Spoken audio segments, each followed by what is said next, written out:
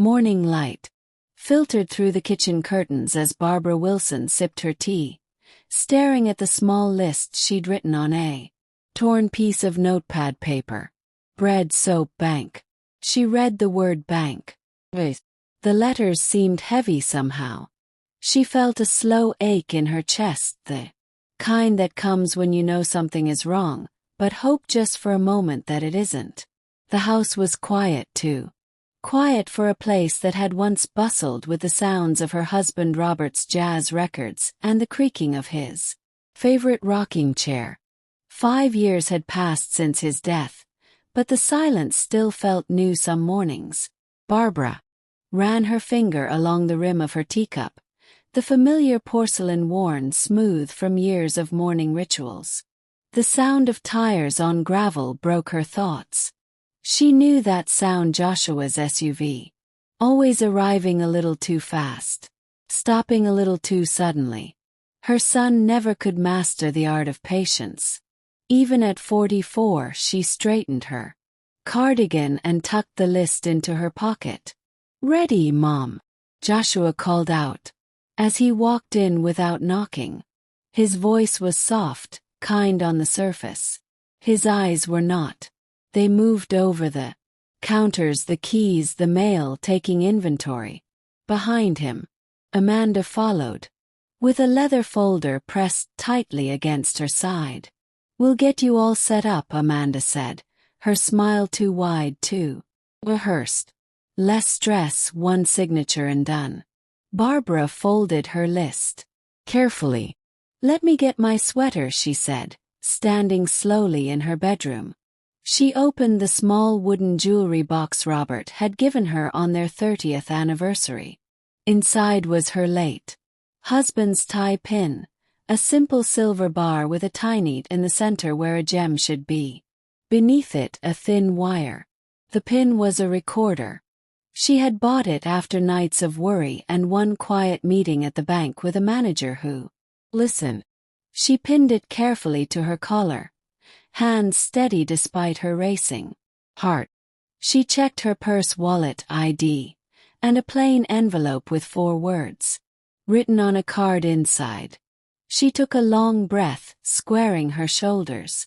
Before walking back to the living room, Joshua grabbed her house keys before she could. "I'll drive," he said, holding the door open but not stepping aside. Amanda smiled. "We'll be back before lunch," she said to no one in particular. In the car, the air smelled of a strong cologne that barely covered the stale odor of fast food. Radio played low, some talk show Barbara didn't recognize. Joshua chatted about the weather, about a sale at the hardware store, about how banks make things too complicated for older people. "We're just helping, Mom," he said, eyes fixed on the road. "You taught me to take care of family." The word stung. When Joshua was 9, he'd saved every penny from his paper route to buy Robert a birthday gift, a fishing lure that cost nearly $15. "Family takes care of family," he'd said then, his eyes bright with pride. Memory broke her heart a little. Where had that boy gone? Barbara watched the road silently. The oak trees along Maple Street bent in the autumn wind, shedding golden leaves. She'd walked this road countless times, pushing Joshua in a stroller, later watching him ride his bicycle with training wheels. Later, still waving goodbye as he drove off to college. Now she was the passenger, and the familiar route felt strangely foreign. At a red light, Amanda flipped the folder open and angled it toward Barbara. Lines of dense print covered the pages. "These are the forms," she said briskly. "They put everything under one roof. So simple." She tapped a page. "Initial here. Just means they can talk to me if the bank needs anything." Barbara looked in the spot Amanda indicated. Above it, she saw the words "Power of Attorney" in bold letters. Did not point to them. She did not argue. She simply closed the folder with one finger and handed it back. I'll read. At the bank, she said quietly. Joshua's knuckles whitened on the steering wheel. It's all standard, Mom. We went over this. Barbara looked out the window. They hadn't gone over anything. 3 weeks ago, Joshua had mentioned simplifying her finances. 2 weeks ago, Amanda had asked for her social security number to update some forms. 1 week ago, her bank statement had arrived opened, though she never saw it delivered. Small things, tiny shadows spreading across her life. The River Street branch sat on a corner of Main Street, its glass windows reflecting the morning sun. Bright signs advertised checking accounts and home loans. A row of potted chrysanthemums lined the entrance, seasonal and cheerful. People entered and exited with the blank faces of those conducting routine business. Joshua parked close to the entrance. He rushed around to open Barbara's door before she could reach for the handle. Careful, he said, as if she might shatter on contact with the pavement. She stepped onto the curb and stood tall despite her stiff knees. 72 wasn't ancient, despite what Joshua seemed to think. Inside there was cool. A faint smell of coffee drifted from somewhere behind the telecounter. The line was short, just 2 people waiting. On a Tuesday morning, a young woman with a nameplate reading Tanya Jefferson looked up and smiled at Barbara. The smile faltered for a moment when she noticed the bruise on Barbara's forearm, a souvenir from Amanda's helpful grip when guiding her down the stairs yesterday. Then Tanya's expression smoothed back into professional courtesy. "Good morning," she said, her eyes lingering on Barbara's face a moment longer than necessary.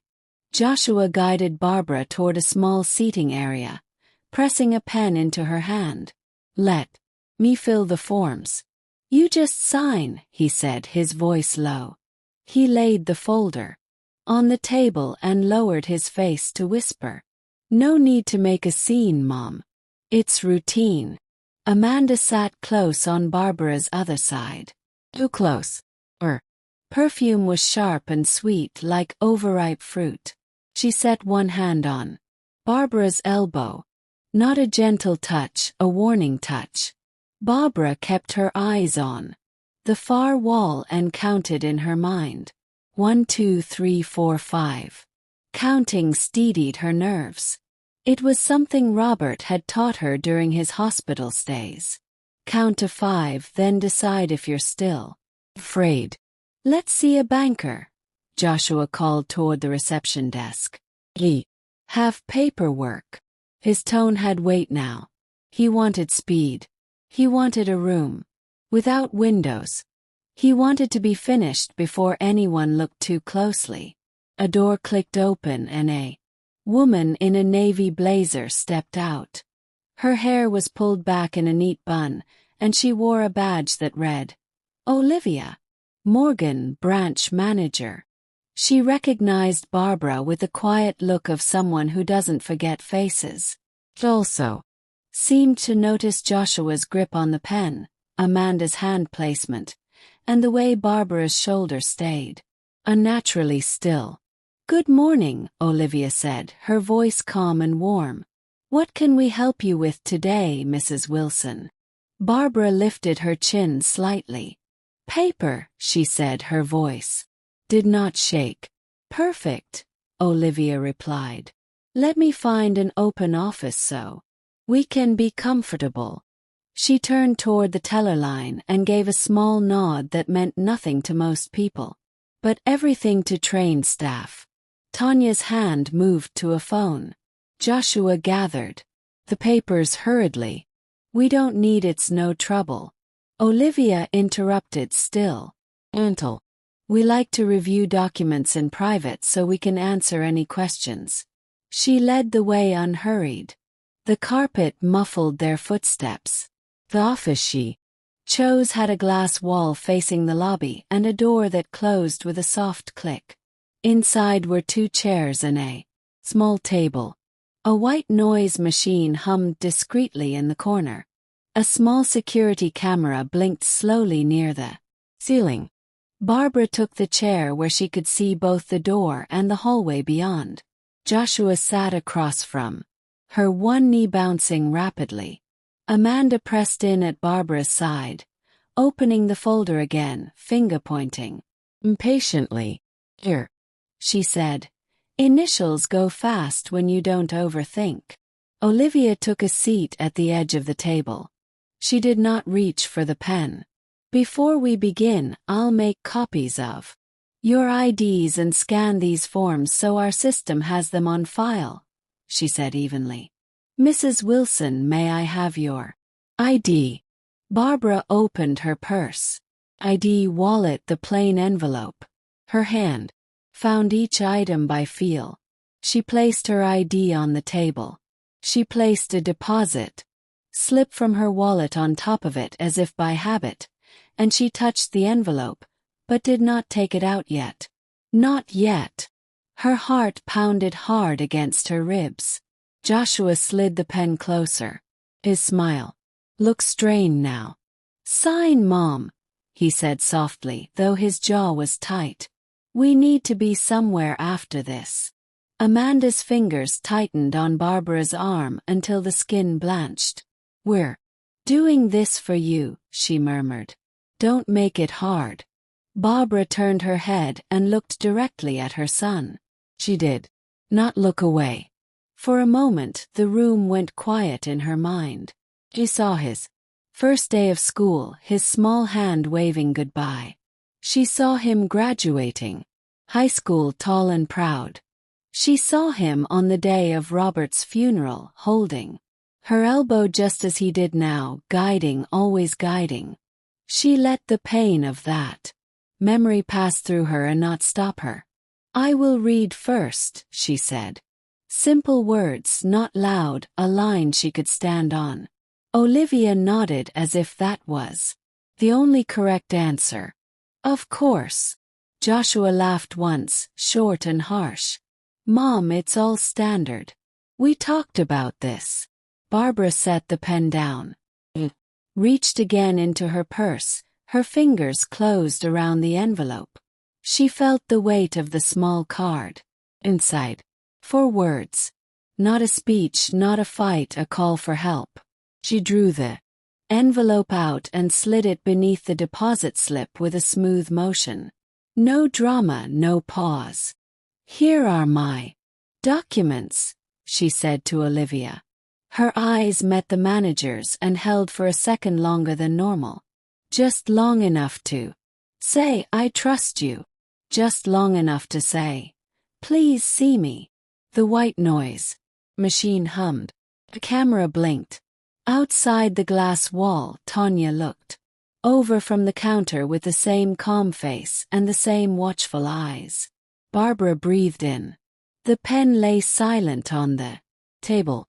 Its tip pointed away from her. The clock on the wall ticked once. The day kept moving, but Barbara had planted her feet. The visit might be called routine, but nothing about this moment was small. It was the line between who decides and who obeys. It was the space where a quiet woman chose not to be pushed. 2 months earlier, Barbara had noticed the first signs. Small things, barely worth mentioning. Yet together they formed a pattern she couldn't ignore. Started with her mail. Bills would arrive opened. "Just checking for you, Mom," Joshua would say. Bank statements disappeared entirely. "Probably lost in delivery," Amanda suggested, her tone dismissive. Then came the question, seemingly innocent, but increasingly probing. "Where do you keep your important papers?" Joshua had asked one Sunday afternoon while helping her replace a light bulb. "Dad's life insurance policy, the house deed, you know, the essentials." "In my filing cabinet," she'd answered, not thinking much of it. The next day she found the cabinet slightly ajar, though she always kept it locked. The sudden attention was jarring. For nearly 3 Years after Robert's death, Joshua had visited sporadically Christmas, her birthday, the occasional Sunday dinner. Michael, her oldest son, called weekly from Colorado, but rarely visited. Barbara had grown accustomed to her independence, to the quiet routine of widowhood. Then Joshua had lost his job at the investment firm. Downsizing, he'd said, though the tightness around his eyes suggested otherwise. Amanda's real estate business was experiencing a temporary slump. Suddenly they were visiting twice a week, bringing groceries she hadn't asked for, offering to take her to appointments she hadn't made. One evening in August, Barbara had accidentally overheard them arguing in the driveway as she watered her roses. "We need to move faster," Amanda had hissed. "The second notice came yesterday, 60 days. Joshua, I know why." "No, but we can't just ask her for the money. She'd want to know why." "And don't ask. The power of attorney would solve everything. One signature and we access all of it. She's not senile. She'd never sign it without reading every line. Then make her think it's something else. God, Joshua, do I have to think of everything we're talking about losing the house? Your mother has nearly 300,000 sitting in accounts doing nothing." Barbara had stepped back. Water dripping from the forgotten watering can. 300,000 Robert's life insurance and their modest savings. Money she'd planned to leave for both her sons. Money for her care if she became ill. Not a fortune but security. That night she couldn't sleep. The conversation played on repeat in her mind. She'd always known Amanda was ambitious, materialistic even. But this was different. This was calculated. The next day, she'd visited her bank alone and asked to speak with the manager. Olivia Morgan had listened carefully without judgment as Barbara explained her concerns. "Unfortunately, what you're describing happens more often than people realize," Olivia had said. "Financial exploitation of seniors is one of the fastest growing forms of elder abuse. I don't want to believe my own son would." Barbara couldn't finish the sentence. "Love and desperation can make good people do terrible things," Olivia said gently. "Let's focus on protecting you regardless of their intentions." Together they had developed a plan. First, Barbara established a trust with Michael as co-trustee, transferring most of her assets into it. Second, they flagged her accounts for unusual activity. Third, they created a code word and a protocol if Barbara ever felt pressured. "You come in with family members and feel unsafe, slip us a note with the word help on it." Olivia had instructed, "We'll handle the rest." When Barbara had left the bank that day, she felt both relieved and heartbroken. The safety measures were comforting, but the need for them was devastating. 2 days later, she had called Michael for the first time in years with something more substantial than small talk. Everything okay?" Michael had asked, concern evident in his voice. 46, he sounded so much like Robert it sometimes hurt to hear him. "I need to talk to you about something important," he'd said. "It's about Joshua and Amanda." The conversation had been difficult. Michael was skeptical at first, defending his younger brother's intentions. But as Barbara detailed the pattern of behavior, the mail, the probing questions, the overhead conversation, his tone had shifted. "We'll be there next week," he'd promised. "We'll figure this out together." Michael had arrived as promised, staying at a hotel rather than at Barbara's house to avoid alerting Joshua. Together they had visited Marcus Rivera, an attorney specializing in elder law. "Revocable living trust is your best protection," Marcus had explained. "You remain the primary trustee with Michael as co-trustee.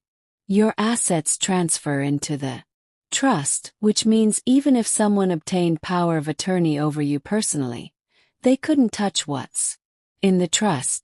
And Joshua won't know, Barbara had asked. Not unless you tell.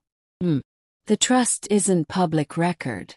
The paperwork had been completed within days. Barbara's house, savings accounts, and investments were now legally protected. Michael had returned to Colorado with copies of all documents, and a promise to check in daily. I should stay, he'd insisted.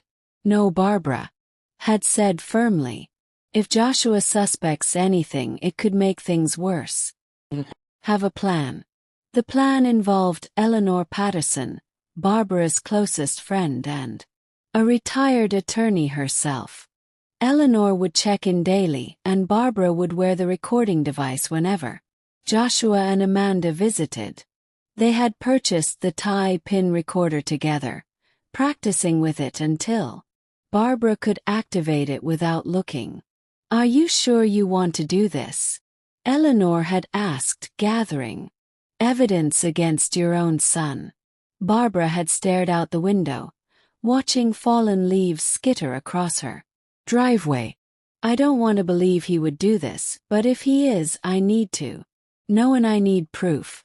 Now, sitting in the bank office with Joshua and Amanda, hovering impatiently, Barbara felt the weight of those weeks of preparation. The recorder pinned to her collar was capturing everything: Joshua's tense instructions, Amanda's tight grip, their rushed attempts to get her signature without letting her read the documents. What had happened to her son, the boy who had once saved his allowance to buy medicine for a stray cat, who had cried when Robert taught him that fishing meant killing the fish? Had financial pressure changed him so fundamentally? Or had this capacity for deception always been there, waiting for the right circumstances? The answers didn't matter now. What mattered was protecting herself, not just her assets, but her dignity, her autonomy. Robert had always told her, "Stand your ground, Barb. Quiet doesn't mean weak." Today she would honor those words. A week after establishing the trust, Barbara had thrown herself into preparation. The stakes were too high for half measures. "We need to think like attorneys," Eleanor had said during one of their planning sessions. They sat at Barbara's kitchen table, legal pads between them, the afternoon light casting long shadows across the floor. "Document everything: times, dates, exact words." Barbara had nodded, writing each instruction carefully. Ella Laner, with her silver bob and penetrating blue eyes, had practiced law for 40 years. Before retiring, she approached Barbara's situation with a methodical precision that had made her formidable. In the courtroom, "Keep a journal," Ella Laner continued. "Write down every interaction with Joshua and Amanda. Note if they take mail, ask about finances, or try to isolate you from friends or other family. They've been scheduling doctor's appointments I didn't request," Barbara said quietly. "Last week, Joshua mentioned something about cognitive testing the doctor supposedly recommended." Eleanor's eyes narrowed. "Classic move. They're building a narrative that you're mentally declining. Have you seen this doctor yourself without them?" "Well, they always insist on coming in with me. Make your own appointment. Get a cognitive assessment on your own terms with results sent only to you. We need to establish your competency independently." That afternoon, Barbara had called her longtime physician, Dr. Harriet Chen, and scheduled a private appointment. 2 days later, she underwent a comprehensive cognitive assessment. "Her results are excellent, Barbara," Dr. Chen had said afterward. "Your memory and decision-making abilities are well above average for your age group. I've documented this thoroughly in your file. Could you provide a signed letter stating that T. Barbara had asked. For my personal records. Dr. Chen had given her a curious look, but complied without questions. The letter now sat in the safe deposit box Michael had helped her open at a different bank, a bank Joshua didn't know about. Next came the security measures. Michael had installed a small camera doorbell before returning to Colorado. Stores footage in the cloud, he'd explained. If anyone comes or goes, we'll have a record. Eleanor had helped her catalog valuables and important documents, photographing each item and creating a secure inventory. They'd moved certain sentimental items, Robert's watch, her grandmother's pearl necklace, photo albums to Eleanor's house for safekeeping. Not that we don't trust Joshua, Ella Laner had said delicately. But we don't. Barbara had finished. The admission painful but necessary. The most difficult preparation had been emotional. Each night Barbara found herself staring at family photographs. Joshua's graduation, his wedding to Amanda. Holidays when everyone had seemed happy. Had she missed signs? But she somehow failed as a mother to instill proper values. The questions haunted her. Stop blaming yourself. Michael had told her during one of their daily calls. This isn't about your parenting. About choices Joshua is making as an adult. But why would he do this? We've always been close. Michael had sighed. Money changes people. Mom, and from what? You've told me Amanda has expensive tastes. Their house is twice what they can afford. Her car payments alone would cover your monthly expenses. The truth was, Barbara had never fully understood Joshua's relationship with Amanda. They'd met when Joshua was still struggling to find his footing after college, working temporary jobs and sharing an apartment with friends. Amanda, already successful in real estate, had seemed to offer stability and direction. Within a year of their marriage, Joshua had abandoned his plans to teach history, instead taking a commission-based position at an investment firm Amanda's cousin owned. Their lifestyle immediately escalated: a house in an exclusive neighborhood, luxury cars, expensive vacations. Barbara had worried silently, but never interfered.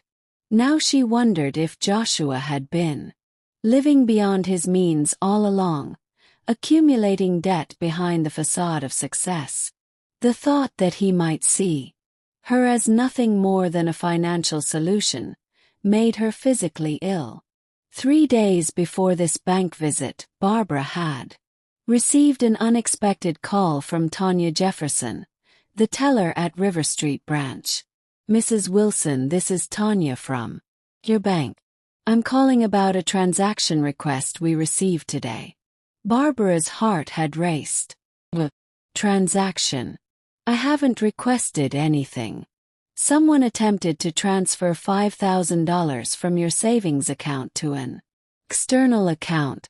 They had your account information and social security number, but our system flagged it because it didn't match your usual patterns. Ice had flooded Barbara's veins. Didn't authorize any transfer.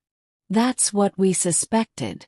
We've blocked the transaction and placed a security alert on your accounts. No transfers will be processed without in-person verification with ID. After hanging up, Barbara had called Olivia Morgan immediately, her hands shaking so badly she could barely dial. They tried to access my money already, she'd said when Olivia answered. We caught it, Olivia had reassured her. The system worked, but this confirms your concerns weren't unfounded. Are you still coming in on Tuesday with them? Yes, they don't know the transfer was blocked. They're still pushing me to sign the power of attorney. Then we'll be ready. The moment you give us the signal, we'll activate our elder financial abuse protocol. That night, Barbara had sat alone in her garden as twilight settled over the neighborhood. The roses Robert had planted were still blooming there, fragrance sweet in the cooling air. She'd watched a family walk by, parents holding the hands of a toddler learning to navigate the sidewalk. The simple scene had brought tears to her eyes. Family should be protection, not threat. Love should lift up, not exploit. The next day Joshua had called, his voice unusually cheerful. "Everything's set for Tuesday. Mom, the bank appointment at 10, then lunch at that cafe you like." "What exactly are we doing at the bank?" she'd asked, pretending ignorance. "Just updating your accounts like we discussed, making things simpler. You won't have to worry about bills or banking anymore." She'd made a non-committal sound and he'd quickly changed the subject. At evening she'd finalized her preparations. She'd charged the tie-pin recorder and tested it one last time. With Eleanor, she'd written the simple note, "Help under duress," and sealed it in a plain envelope. She'd laid out her clothes for the next day, choosing a blouse with a collar that would conceal the recorder. As she'd prepared for bed, her phone had chimed with a text from Michael. "Everything okay for tomorrow?" "All set," she'd replied. "Eleanor knows. Plan. Olivia is expecting us.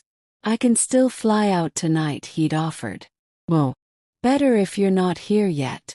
They'll be suspicious if they see you. Call me the second it's done. I'll be on the next flight."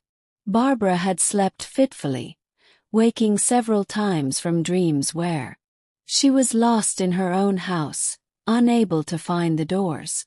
By morning, she felt calm in a strange, detached way. The time for doubt and grief had passed. Now was the time for action. At breakfast, she'd made a small list: bread, soap, bank, and placed it on the kitchen table where Joshua would see it when he arrived. Normal routine items. Nothing to suggest this day would be anything but ordinary. Now sitting in Olivia Morgan's office with the pen lying untouched before her, Barbara felt an odd sense of clarity. The path ahead was difficult but necessary. This wasn't just about money. It was about truth, about boundaries, about refusing to become invisible simply because she had grown older. Olivia picked up the stack of documents with steady hands. "I'll make copies," she said. Her tone was light, as if this were all perfectly normal. She slid Barbara's ID and the deposit slip into a clear sleeve. The plain envelope lay between them. Olivia did not look at it yet. She stood, smiled once at the group, and walked to the copier outside the office. The hallway was short. The copier hummed. Olivia lifted the sleeve and let the envelope fall into her palm. She opened it under the lid, quick and neat. Barbara watched through the glass as Olivia read the 4 words. She saw the subtle straightening of the manager's shoulders, the momentary pause before she closed the envelope and returned it to the sleeve. She pressed the green button. Paper slid out. She took one copy for the file and one for her pocket. On her way back, Olivia stopped at the teller line for half a second. "Water for the office, please," she told Tanya. Sounded like a small request. Tanya heard more in it. She reached for paper cups and with her other hand pressed a button under the counter that silently alerted security. Near the entrance, a security officer lifted his. He did not move quickly. He moved like someone who had done this before and would do it right. Barbara felt her pulse quicken. The plan was in motion. Now she needed to stay calm and follow through. Her entire future depended on what happened in the next few minutes. Joshua had first mentioned the power of attorney 3 weeks ago. It had been a Sunday afternoon, the kind of perfect autumn day that seemed designed for family gatherings and good memories. Instead, it had marked the beginning of the most difficult period of Barbara's life since Robert's death. They had been sitting on her back porch, watching leaves spiral down from the massive oak tree that dominated the yard. Joshua had brought takeout Chinese food, her favorite, and seemed unusually attentive, refilling her tea without being asked, laughing at her mild jokes. "Mom," he'd said during a lull in the conversation, "I've been thinking about how to make things easier for you." Barbara had smiled. "I'm managing just fine." "Of course you are," he'd said quickly. "But there's no reason you should have to deal with all the paperwork and bills on your own, Amanda. And I could help." "That's thoughtful, but I like keeping track of my own affairs. Keeps my mind sharp." Joshua had leaned forward, his expression earnest. "What if something happened, though? If you got sick or had an accident? Who would handle things?" The question wasn't unreasonable. Barbara had considered these matters herself after Robert died. "Michael and I have discussed this. He has copies of my important documents." Flash of something annoyance, resentment had crossed Joshua's face before his smile returned. "Michael lives across the country. I'm right here. Wouldn't it make more sense for me to have legal authority to help if needed?" "Legal authority? Just a simple power of attorney. Nothing dramatic. It would let me pay bills, deal with insurance, handle banking if you ever couldn't." Barbara had taken a slow sip of tea, buying time to think. "That seems premature. I'm in good health." "It's not about now," Joshua had insisted. "About being prepared. Remember how complicated things were when Dad died? All those forms and decisions while you were grieving." The mention of Robert had been calculated. She realized now, a deliberate appeal to emotion, to vulnerability. "I'll think about it," she'd said finally, wanting to end the conversation. Joshua had nodded, apparently satisfied with this small victory. But the next day, he'd arrived with a folder of printed documents already prepared, already waiting for her signature. When she'd said she wanted her own attorney to review them first, his pleasant demeanor had cracked. "Don't you trust me?" he demanded, voice rising. "I'm trying to help you, not rob you. I never suggested. You didn't have to. It's obvious what you're thinking." The outburst had been so sudden, so unlike the son she thought. She knew that Barbara had been momentarily speechless. Joshua had immediately apologized, blaming stress at work, but the mask had slipped. In that moment she'd seen the desperation driving him. Over the following days, the pressure had mounted. Daily calls, unannounced visits, Amanda joining the campaign with her own brand of subtle manipulation. "Joshua worries about you constantly," she'd said during one visit, her voice honey-sweet with concern. "He barely sleeps, thinking about you alone in this big house. Signing those papers would give him peace of mind." When gentle persuasion failed, they tried creating dependency. Joshua had accidentally taken her car keys one evening. "I'll drive you wherever you need to go," he'd offered. Another day Amanda had reorganized Barbara's medication, making the system so complicated that Barbara had needed help sorting them. The previous week, things had escalated further. Barbara had declined to attend a dinner where they'd planned to discuss the paperwork, and Joshua had lost his temper completely. "You're being selfish and stubborn," he'd shouted, pacing her living room. "All we're asking is for you to sign a simple document that protects everyone. Protects everyone or gives you control of my finances." Barbara had asked quietly. Joshua had frozen, his face flushing dark red. That what you think this is about, money? Isn't it? He'd laughed, a harsh sound without humor. You have no idea what Amanda and I have done for you. The time we've spent, the sacrifices we've made to check on you to make sure you're okay. I never asked you to do those things. No, because you'd rather sit here alone in your stubbornness until something happens.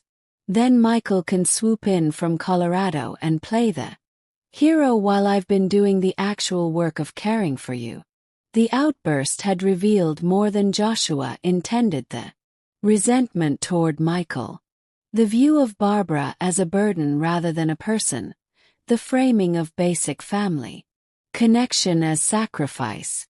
After he'd stormed out, Barbara had activated the recorder and spoken into it, documenting the confrontation while it was fresh. She'd sent the recording to Michael and Eleanor that same night. This is escalating. Michael had texted back. I'm worried about your safety. I'm careful, she'd replied. Tuesday is the bank appointment. After that, it will be over one way or another. Now sitting in Olivia's office with Joshua growing visibly agitated beside her, Barbara realized she had reached the culmination of weeks of mounting tension. There would be no more delays, no more excuses. Today the truth would come.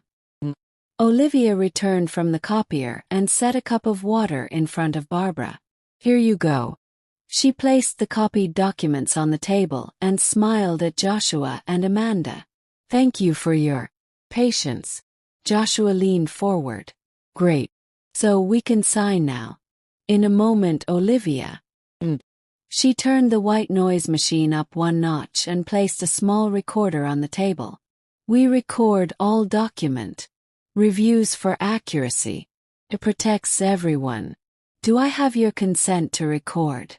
Amanda's mouth twitched. Is that really necessary? It's our standard procedure, Olivia replied calmly. Press the red button. The light glowed. Joshua tapped the folder impatiently. We just need to consolidate her accounts and set me as the point person. I already explained everything to Mom. Olivia nodded. I'll ask Mrs. Wilson a few questions in her own words. Then we'll go through the documents line by line. She turned to Barbara with warm, direct eyes.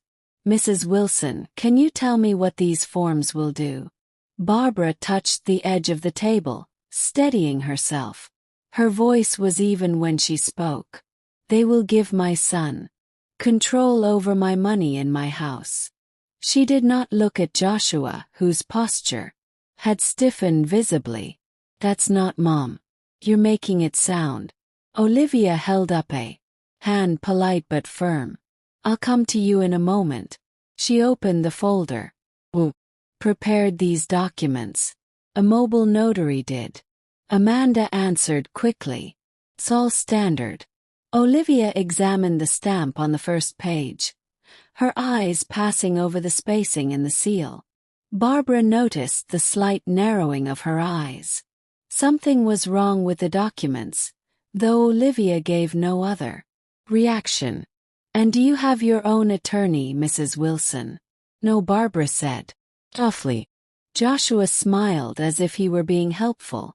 She doesn't need one. It's routine. Understood, Olivia said. She stood again, took 2 steps to the glass wall and looked out as if checking the lobby. Tanya met her eyes and gave a small nod.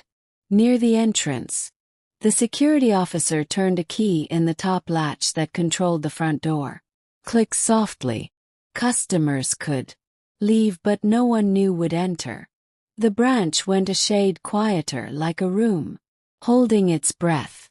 Olivia returned to her seat and folded her hands. Before we continue, I need to verify the power of attorney with the notary office and with our legal team. That will take a few minutes. She smiled toward the lobby. In the meantime, I'd like to confirm some account details with Mrs. Wilson in private. It's part of our know your customer rules. Would you mind waiting in the lobby? I'll call you right back. Joshua blinked, then laughed as if it were a joke. She's hard of hearing. Will help. Olivia's tone remained pleasant but firm. For KYC verification. I must speak to the account holder alone. It's regulatory compliance. She glanced at the security officer who took one step closer to the door. It won't be long. Amanda's fingers tightened on Barbara's arm, then released. Fine, she said, voice artificially bright. We'll be right outside. Joshua stood slowly, keeping his eyes on Barbara as if he could make her submit through sheer intensity. He placed both hands on the back of the chair and bent down close to her ear. Don't make this messy, he said under his breath. We have plans today. The recorder on the table and the pin on Barbara's collar caught every word. Barbara kept her gaze on Olivia. She did not blink. The door closed. The white noise machine hummed. The room felt larger without Joshua and Amanda in it. Olivia waited a moment as, letting the air settle. She leaned forward, elbows on the table, voice low. Kind. Barbara, she said, using her first name. I read your note. Barbara's face softened for a second, then composed itself again. Thank you, she whispered. I'm going to ask you 3 questions, Olivia said. You can answer yes or no or tell me more. 1. Are you being pressured to sign documents you don't want to sign? 2. Do you understand that these forms would give Joshua control to move your money and sell your home without your permission? 3. Do you feel safe at home with Joshua and Amanda visiting you? Barbara stared at her hands. Her thumbnail had a pale ridge at the edge from stress. No, she said. Thank you. Olivia said. She did not rush. We will help. I'm calling our legal team now. We'll also call the police for a welfare check and adult protective services, which is required when we see signs of elder financial abuse. She paused. Do you want us to contact someone you trust, a friend or family member who isn't here? My older son, Michael, Barbara said. And my friend, Eleanor Patterson, do you have their numbers? Barbara nodded. She pulled a small notebook from her purse and turned to a page where the numbers were written in careful block print. Olivia copied them to a bank form titled Trusted Contact. This is a person who we can call if we cannot reach you or if something seems wrong, she explained. It doesn't give them control. It lets us reach someone who will stand up for you. Barbara nodded. Relief tried to rise in her chest but transformed into a tight ache. Please call them, she said. I will. Olivia promised. She stood and went to the phone on the credenza. She dialed a direct line to the bank's regional compliance desk. Her words were simple and exact. This is Olivia Morgan at River Street branch. I have a senior customer, Mrs. Barbara Wilson, with suspected undue influence by her son and daughter-in-law, possible forged POA. I am initiating an in-branch hold and requesting law enforcement in APS. We are recording. The front door is on controlled entry. She listened, gave the account number, confirmed the time, thanked them and hung up. Then she dialed the local police non-emergency line. Her voice remained steady. We need an officer for a possible elder financial exploitation in progress. Through the glass, Barbara could see Joshua pacing in the lobby. He spoke into his phone, head bent, one hand gesturing sharply. No, we're still here, he hissed. He's being slow. The manager. Just be ready. I said be ready. Amanda stood nearby, her eyes flicking between the office door, the security officer, and Joshua. Her posture was rigid, her smile gone. Recorder on Barbara's collar captured it all. Every word, every movement, every lie being constructed in real time. Olivia finished her calls and returned to the table. "Barbara," she said, her voice quieter now. "You did everything right." The note staying calm, the recorder. "I'm proud of you." The words were simple, but landed like a steadying hand on Barbara's shoulder. She exhaled. Slowly, a breath she hadn't realized she was holding. She lifted the water cup and drank. Her hand trembled slightly, then steadied. "We're going to bring them back in," Olivia explained. "I'll ask some neutral questions while we wait for police. Answer only what you want. I will keep you safe in this room. If at any point you want them removed again, say the word review, and I'll pause and ask them to step out. Will be our signal." Barbara met her eyes. "Review," repeated softly, testing the shape of the word. Fell like a key. Olivia opened the door. "Thank you for waiting," she said to Joshua and Amanda. Continue. "Legal is reviewing the documents now. I have a few standard questions." Joshua strode back in and dropped into the chair like he was reclaiming territory. Amanda sat closer to Barbara than before, her earlier friendly manner replaced by tense vigilance. Through the glass, the security officer remained within sight. Outside, the branch continued its normal operations. Customers deposited checks. Printer hummed. Someone laughed softly near the ATM. Inside the small office, however, the air was charged with unspoken tension. "Who completed the notary?" Olivia asked, pen-poised. "Name and contact information, please." "Rick," Joshua said vaguely. "Mobile notary. He was recommended. Fast guy. Do you have his card?" Olivia asked. Joshua patted his pockets and looked at Amanda. She dug in her purse and pulled out a wrinkled business card with a first name and a phone number typed crookedly. Olivia took it and placed it on the table without comment.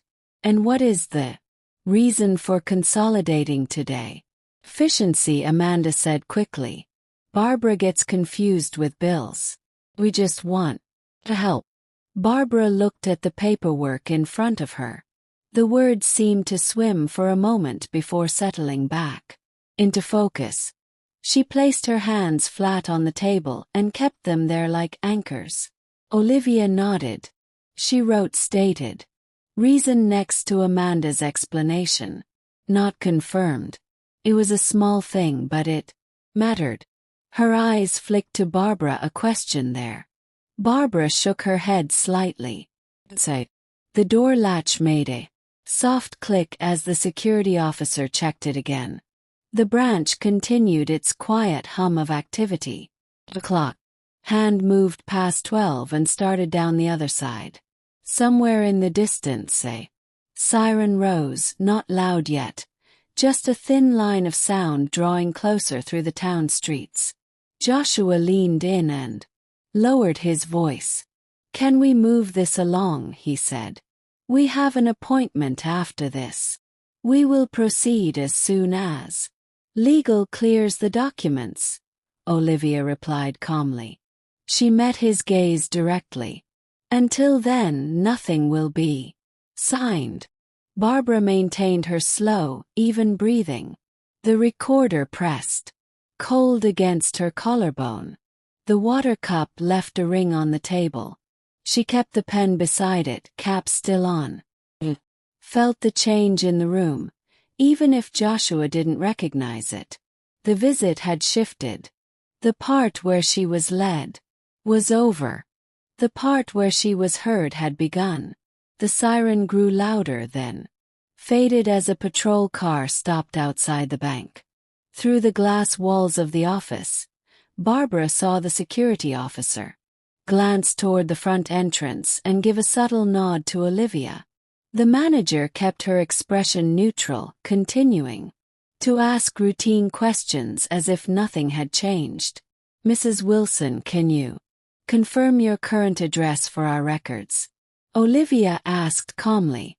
1942 Maple Street, Barbara replied. Soft knock came at the door. Olivia rose and opened. Halfway, two officers stood in the hallway. A tall African-American man with kind eyes and a petite Asian-American woman with a neat bun and an alert expression. Thank you for coming, Olivia said in a low voice. Possible elder financial abuse situation. We're recording in here. The male officer stepped into the office. First, I'm Detective Derek Washington, he said. This is Officer Sophia Chen. We're going to speak with everyone individually. No one is under arrest at this moment. We just need to understand what's happening here. Joshua leaned back and attempted a casual laugh.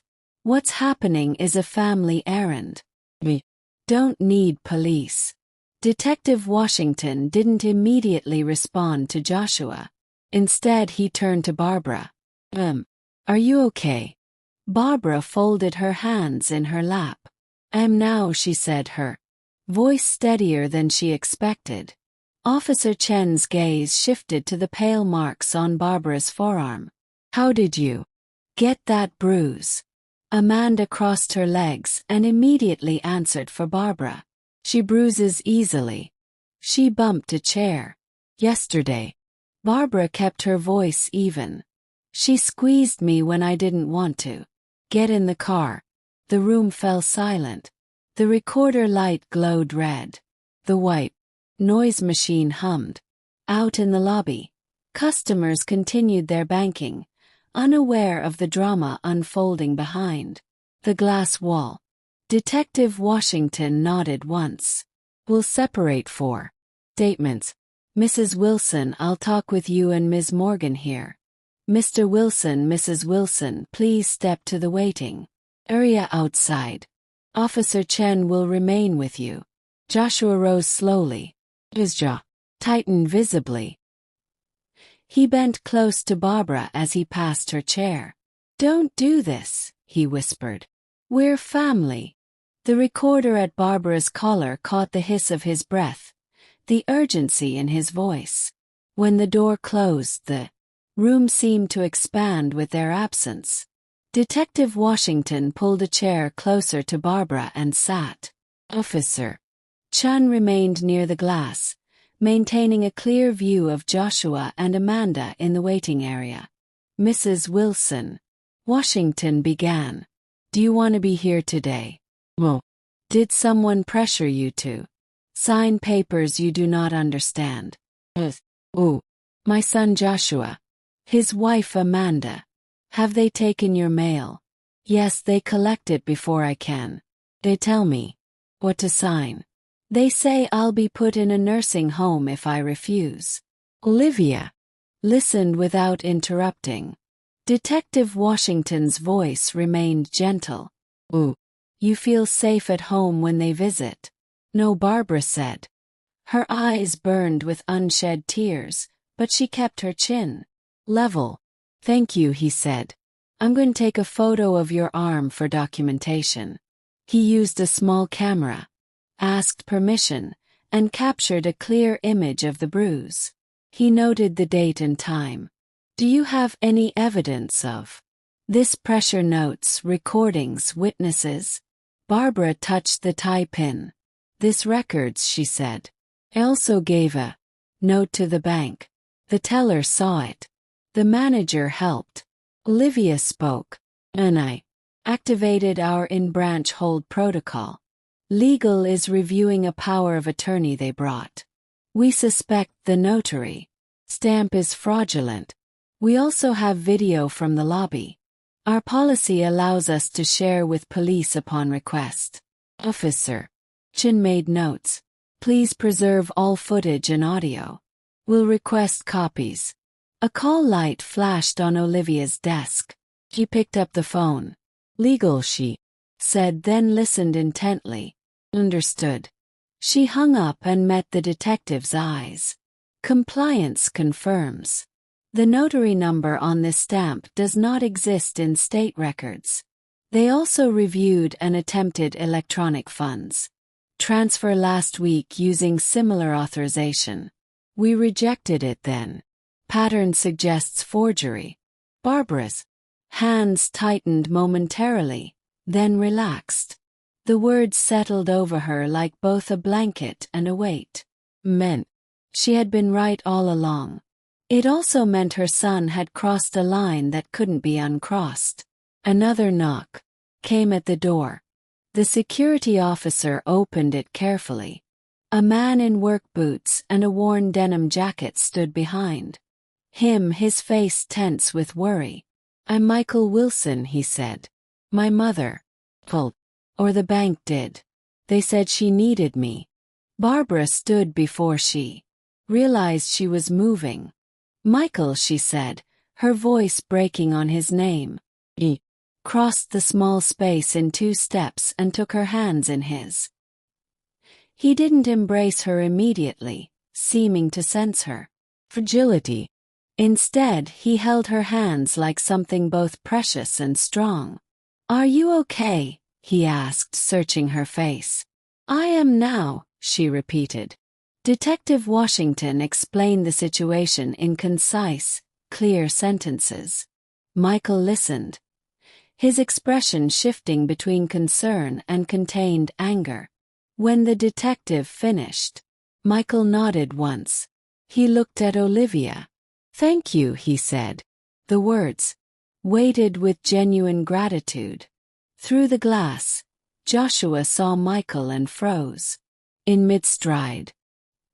His expression transformed rapidly, surprise to anger to a calculated smile. Amanda angled her body to whisper urgently in his ear. Joshua's hand lifted as if to push the door open. The security officer shifted his position slightly.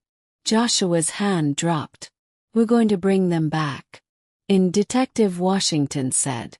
"We'll keep voices level. We need clear answers. On record." Joshua and Amanda returned to their seats.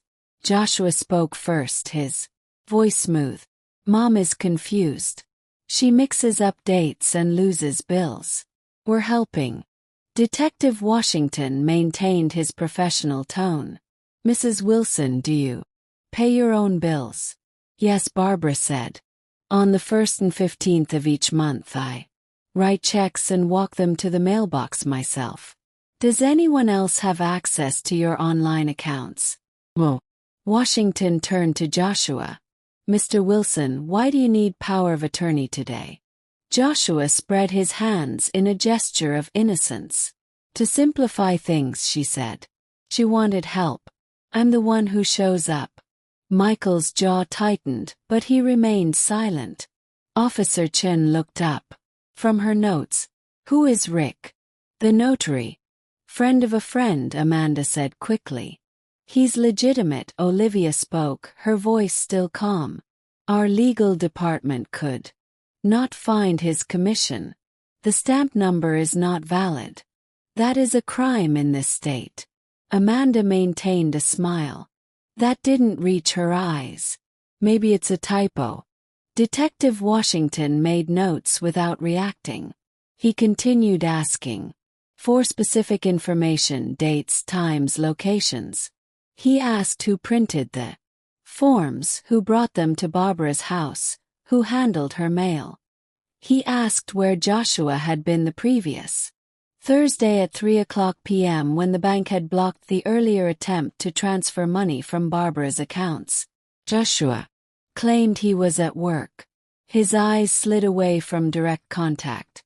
Amanda said she couldn't remember where she'd been. Her heel tapped against the floor in a rapid, nervous rhythm. Outside the office, the bank continued its normal operations. Printer hummed. Someone laughed softly near the customer service desk. Inside, the atmosphere grew increasingly tense. Michael had remained quiet, observing. Now he spoke, his voice low but clear. Joshua, he said. You can tell the truth now, or you can tell it later with handcuffs on. Joshua's head snapped toward his brother. You always thought you were better. Michael didn't rise to the bait. No, he said simply. I just work. With my hands. That's all. The recorder captured Amanda's sharp intake of breath. She leaned toward Joshua. She whispered urgently. Just stop talking. Olivia's desk phone flashed. Again. She answered, listened briefly, then replaced the receiver. The bank has placed a temporary hold on any changes to Mrs. Wilson's accounts pending the outcome of this investigation, she announced. As of now, no funds will move. No titles will change. Nothing will be signed. Joshua's composure finally shattered. He pushed his chair back so forcefully it scraped against the floor. You can't tell us what to do, he said, voice rising. This is family business. Detective Washington stood. He didn't raise his voice. Sit down, sir, he said. Now Joshua hesitated, then slowly lowered himself back into the chair. The room settled into an uneasy quiet. Olivia looked at Barbara. Would you like a short break? Barbara glanced down at her hands. They were steady. No, she said. I want this finished. Officer Chin nodded. Then we'll do one more thing. We'll play back a portion of today's recording for the record. Then we'll step outside while Ms. Morgan retrieves some documents. She glanced at Olivia, who understood the unspoken request. Olivia pressed a button on the recorder. The room filled with Joshua's earlier whisper. Don't make this messy. We have plans today. Then Amanda's voice, low and sharp. Initials go fast when you don't overthink. The recording ended. Well, one spoke for several seconds. Detective Washington looked at Barbara. We're almost done, he said gently. Stay with me. Olivia stood and retrieved a slim folder from her drawer. She placed it on the table but didn't open it. Immediately, she looked at Barbara, then at Michael, then at the officers. There's one more piece you should see, she said. It will explain why nothing here could have harmed Mrs. Wilson. Today, Joshua's expression changed subtly. A flicker of uncertainty crossed his face. Amanda's fingers gripped the arms of her chair. Michael's hand found Barbara's and held it securely. The security officer checked the door latch one final time. The bank continued its operations outside. Inside the small office, the moment had arrived for the final truth to emerge. Olivia opened the slim folder. The pages inside were crisp, official-looking documents secured with a metal clip. She placed the top sheet on the table where everyone could see it. This is a copy of a revocable living trust, she said. Her voice steady. It was executed and notarized 3 weeks ago. It lists Barbara Wilson as the grantor. It names Barbara and her oldest son, Michael Wilson, as trustees. She paused, letting the information settle in the room. Her home savings, accounts, and investments are already inside this trust. Joshua stared at the document as if it were written in a foreign language. What does that even mean? Means, Olivia explained patiently, that even if Mrs. Wilson had signed your power of attorney today, nothing would have moved. Trust controls her assets, not you. Amanda gave a short, sharp laugh. Bluffing. Olivia slid the second page across the table. Showed the date, the signatures, and the title transfer of Barbara's house into the trust's name. We verified this with county records this morning, she said. It is active and legally binding. Silence fell, like a heavy blanket. Then Joshua spoke, his voice low and tight. You did this Behind my back. Barbara met his eyes directly. I did this to protect myself. Joshua's expression transformed pride and confidence, collapsing into panic and fury. You think you're so clever, he said, voice rising. You think you can make me look like a thief? Detective Washington shifted his weight, ready to intervene if needed. No one is using that term, he said calmly. We are simply describing actions. Amanda leaned forward, her voice suddenly sweet and concerned. Barbara, we only wanted to help. You're tired. Bills are hard. We were trying to keep you safe. Barbara glanced at the fading bruise on her arm where Amanda had gripped her too tightly. She looked at the indentation. The pen had left in her palm when Joshua had pressed it into her hand. She looked at Olivia, who met her gaze steadily. Safe does not hurt, Barbara said quietly. Olivia turned the small recorder toward the center of the table. For the record, she said. This branch received a note that said, "Help under duress." We observed a customer being pressured to sign legal documents. Legal has confirmed the notary stamp is invalid. We have video of physical coercion. We have audio of threats. Officer Chun looked up from her notepad. Mr. Wilson, did you bring these documents into the bank today intending for your mother to sign them? Joshua opened his mouth, closed it, then opened it again. His eyes darted toward the door, but there was nowhere to go. He finally admitted. Did you know the notary stamp might not be valid? He hesitated. I trusted someone. Don't. No notary stuff. Who is someone? Officer Chen pressed. Joshua rubbed his face with one hand. A guy my friend knows, he muttered. He said it was fine. Detective Washington nodded once as if checking off a box on a mental list. He turned to Amanda. Mrs. Wilson, did you apply pressure to Barbara's arm today? Amanda's smile remained fixed.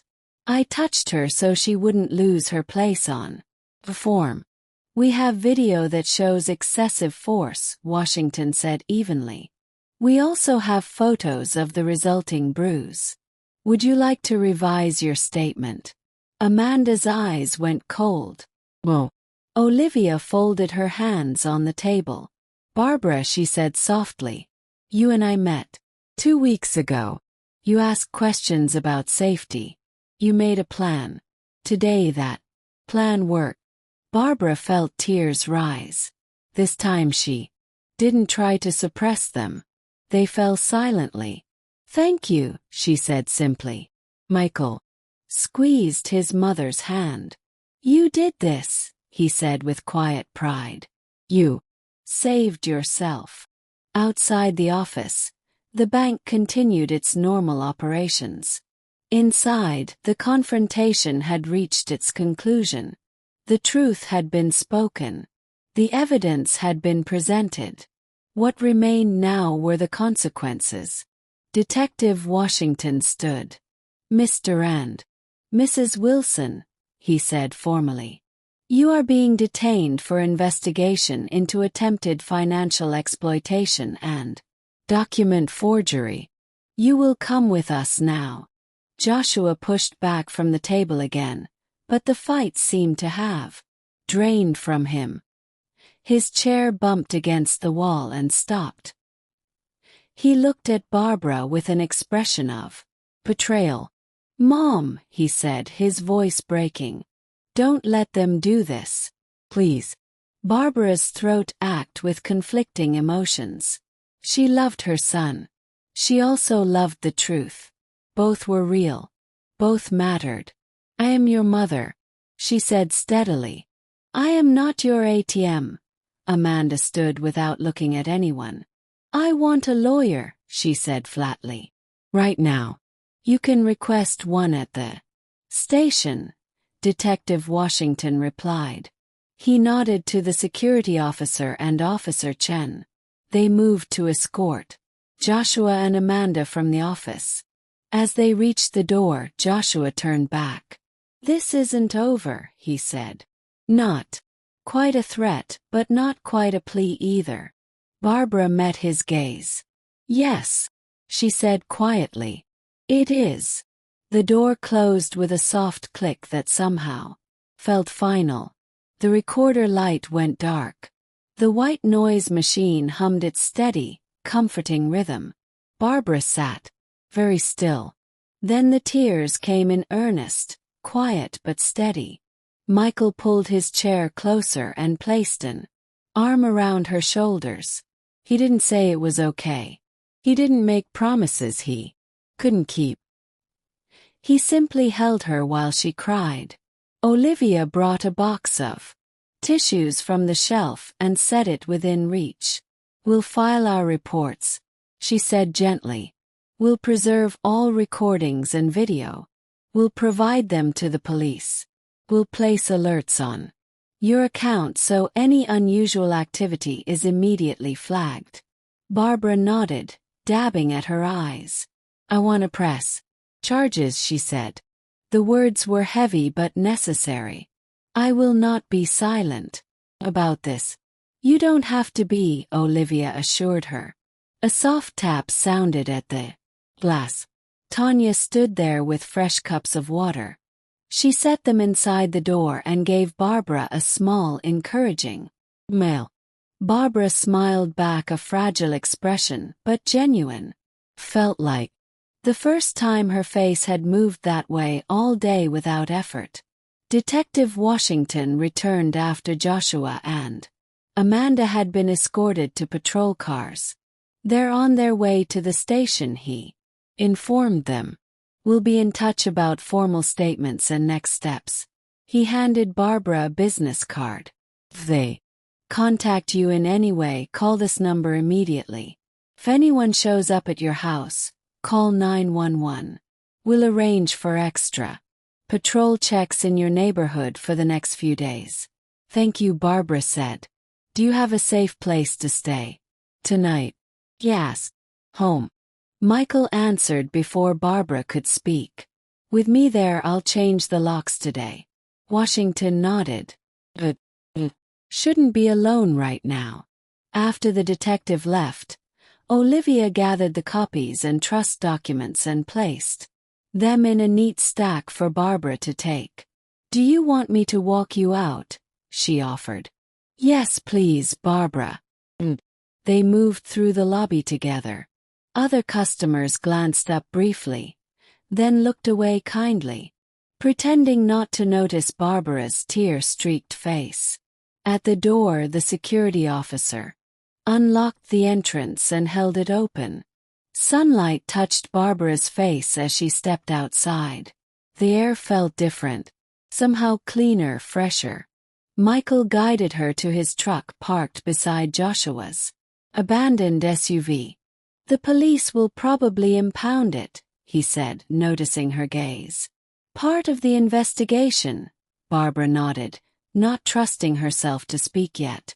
The events of the morning had left her drained but strangely light, as if a weight she'd carried for weeks had been lifted. Michael drove carefully, one hand occasionally reaching across to pat her arm reassuringly. They didn't speak much on the journey home. Experiences required silence to process. At the house, Michael took out his toolbox and went to work on the front door lock while Barbara made tea. The kettle's familiar whistle provided a comforting normalcy in a day that had been anything but ordinary. Later, as they sat at the kitchen table, the same table where the day had begun, with her small list, Barbara finally found words for the tumult of emotions inside her. "I never thought it would come to this," she said. "My own son." Michael nodded.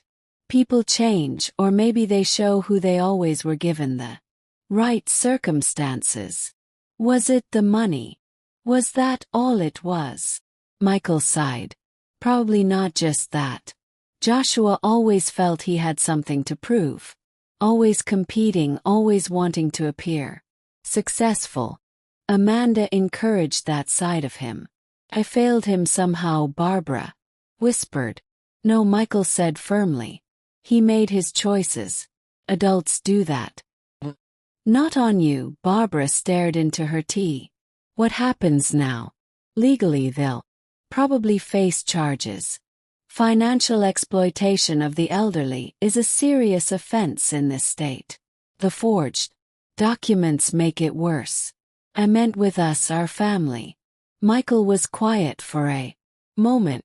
That's up to you, Mom, and to Joshua, I suppose, if he's willing to get help to make amends. Would you forgive him? She asked. Eventually. Maybe. But I wouldn't trust him with your finances again. That's different from forgiveness. Barbara nodded slowly. Trust had to be earned. Some boundaries once established needed to remain firm. As evening approached, Michael installed a small security camera above the front porch. He helped Barbara change passwords on her accounts and email. They made a list together. New phone number, mail delivery directly to the post office, no unannounced visits. Small steps toward rebuilding safety. Small ways to take back control. That night, Barbara sat alone in her garden. As twilight deepened, the roses Robert had planted years ago released their fragrance into the cooling air. Neighbor walked by with a small dog and waved. Barbara waved back, the simple gesture somehow affirming her place in the world. She thought about the word that had started the day, routine, how deceptive that word had been. Today had not been routine. Today had been a choice, a stand, a declaration of worth. Inside, Michael was on the phone with Eleanor, updating her on the day's events. Tomorrow would bring police statements, possible legal proceedings, difficult conversations, but tonight, in the gathering darkness, Barbara allowed herself to simply breathe. The house behind her was quiet, but not empty. Was hers. It would remain hers. She had made sure of that. The phone rang at 7:15 the next morning. Barbara, already awake and making coffee, answered on the second ring. Mrs. Wilson, this is Officer Chen from yesterday. I'm calling to update you on the situation. Barbara sat down at the kitchen table. Yes, Joshua and Amanda Wilson were released on bail this morning. They're prohibited from contacting you as a condition of their release. If they attempt to call, visit, or communicate in any way, please contact us immediately. I understand, Barbara said, her voice steady. What happens next? The district attorney is reviewing the case.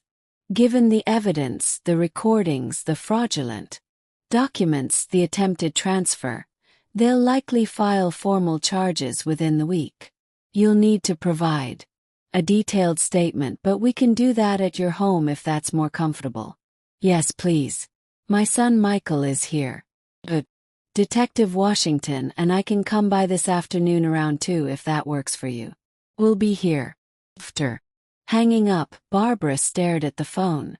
Less than 24 hours ago, she had been preparing to face Joshua and Amanda at the bank. Now they were facing criminal charges. The speed of events left her slightly dizzy. Michael came downstairs, hair still damp from the shower. Called Officer Chen. Joshua and Amanda are out on bail but can't contact me. The police are coming at 2 for my statement. He nodded, pouring himself coffee. I called work, took the rest of the week off. You don't need to stay that long. I want to, he interrupted gently. Besides, there's a lot to do. Security system, phone changes, legal follow-up. Barbara sipped her coffee. I keep thinking about what Joshua said yesterday, that it's not over. Michael's expression hardened. He was lashing out. But if he tries anything, he'll violate bail and go straight back to jail. It's not that, Barbara said slowly. Worried about him, about what he might do next. Before Michael could respond, the doorbell rang. Tensed. Immediately.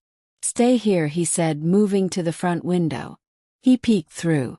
The curtain then relaxed slightly. It's Eleanor. Barbara's oldest friend stood on the porch, a canvas bag in one hand and a determined expression on her face. When Michael opened the door, she marched in without ceremony. "I would have come yesterday," she said, embracing Barbara tightly. "But I thought you needed space. Now I'm here and I'm not leaving until I'm convinced you're all right." Barbara felt tears sting her eyes again. "Okay. Really?" Eleanor held her at arm's length, assessing.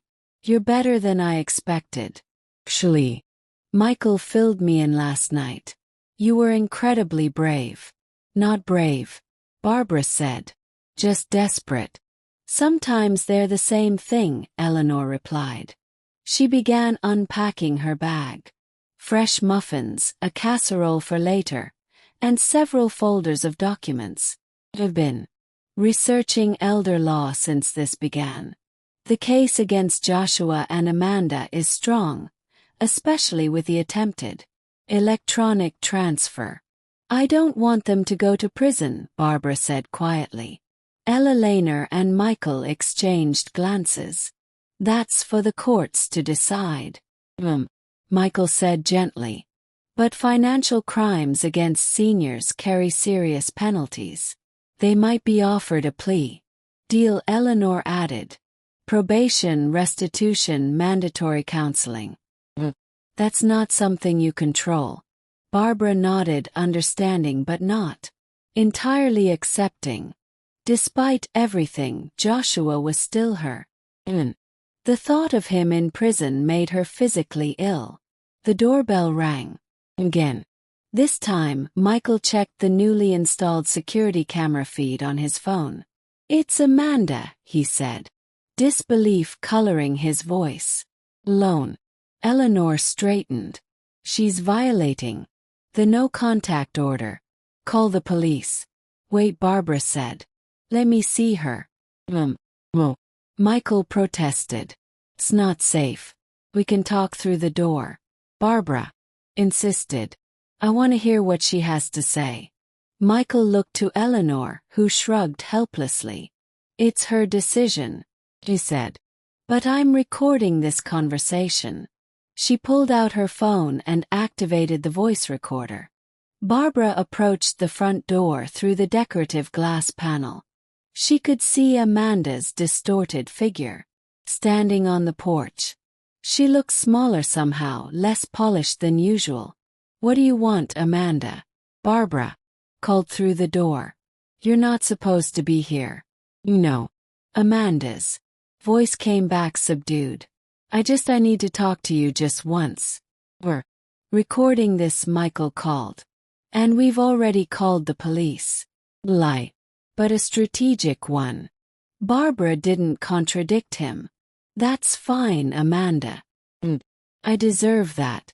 "Barbara, I'm sorry. I really am. This wasn't supposed to happen like this." "What was it?" Barbara asked. "The part where you tried to take everything I own. Or the part where you got caught?" Pause. "Both, I guess." Barbara felt Michael's hand on her shoulder, steady, supportive.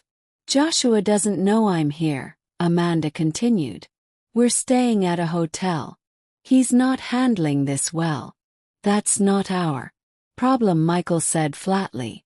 "I know, but I wanted you to know that I'm cooperating with the police. I've given them information about the fake notary, about the transfer attempt, everything." Barbara frowned.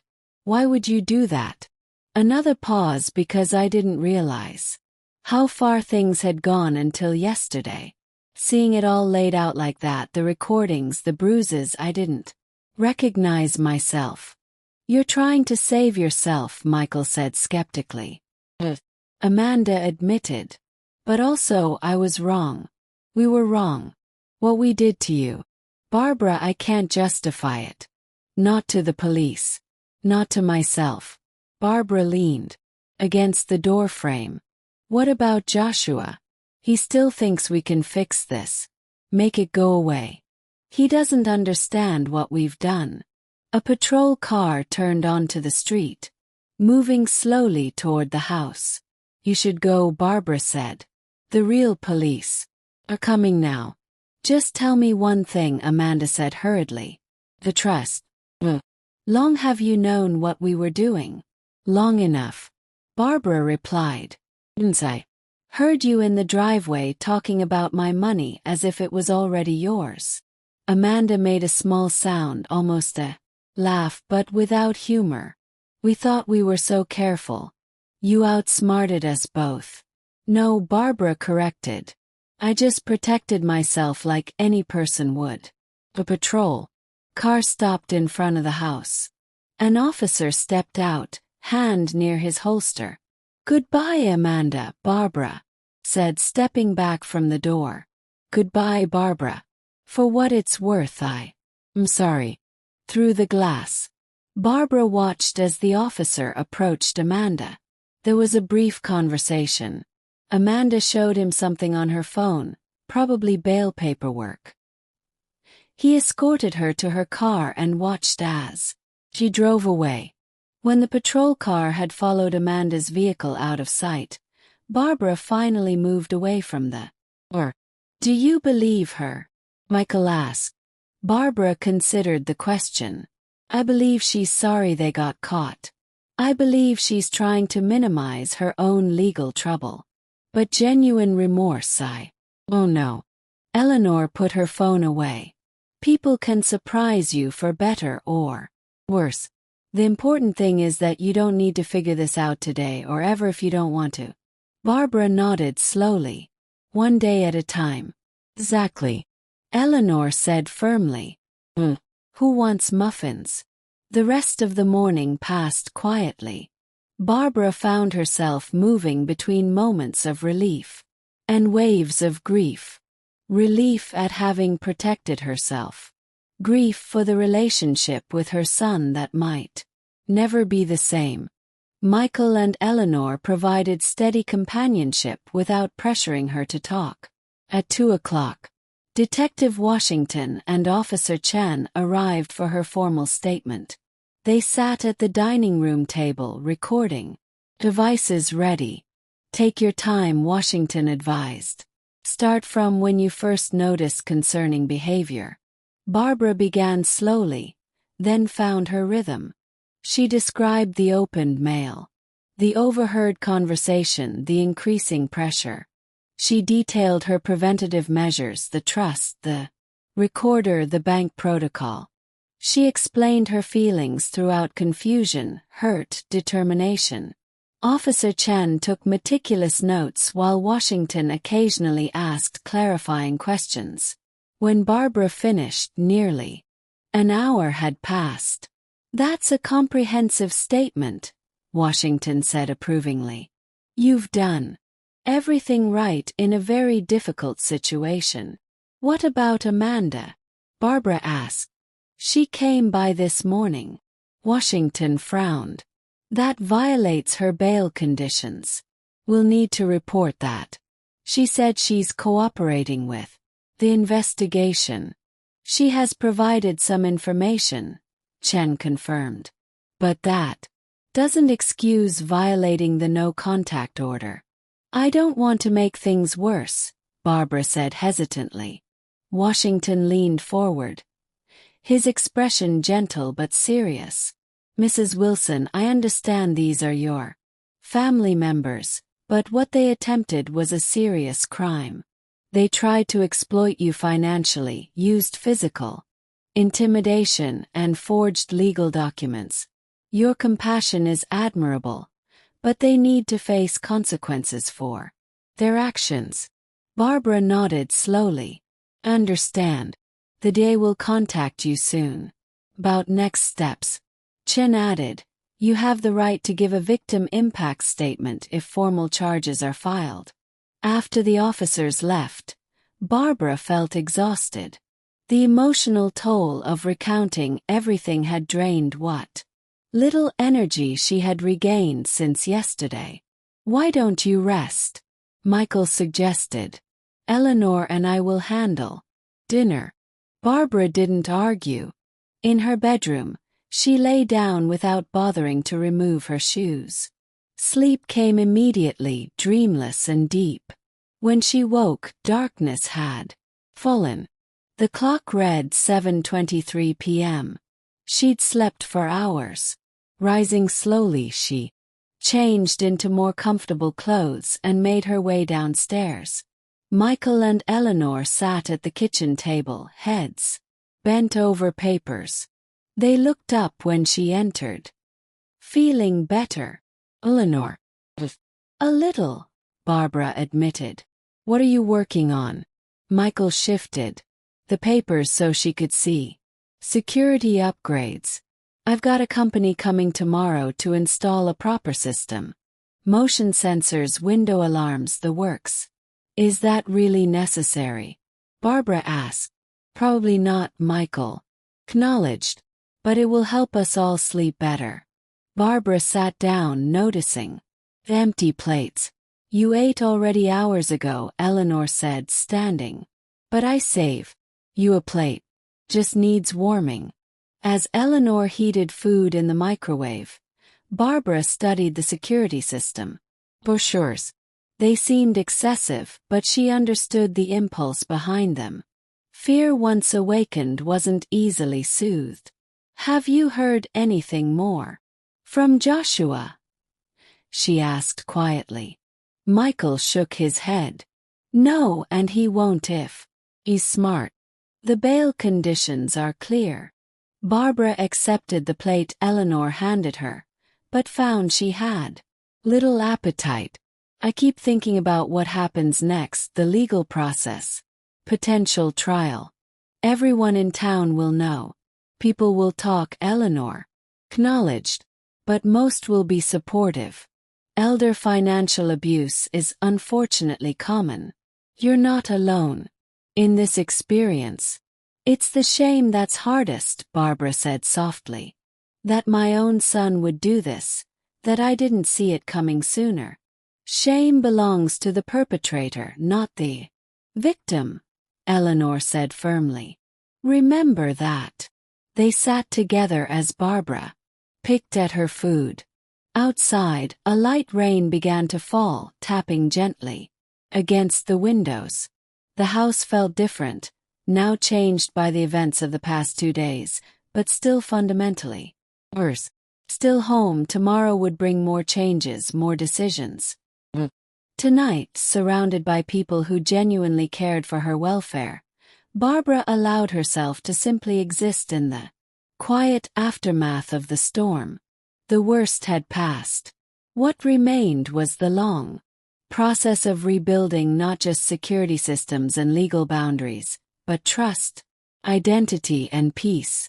Michael reached across the table and squeezed her hand. "One day at a time, Mom, we'll figure it out together." Barbara squeezed back. "Yes," she said, "we will."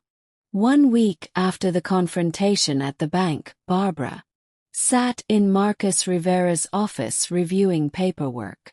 The attorney's downtown office was warm and inviting, with potted plants on the windowsill and framed family photos on his desk. "The district attorney has filed formal charges," Marcus explained, sliding a document across his desk. "Financial exploitation of an elderly person and forgery of legal documents. These are serious felony charges." Barbara scanned the document, her stomach tightening at the official language. Commonwealth versus Joshua Wilson and Amanda Wilson, her own son, facing criminal prosecution. "What happens now?" she asked quietly. "There will be an arraignment next week where they'll enter pleas.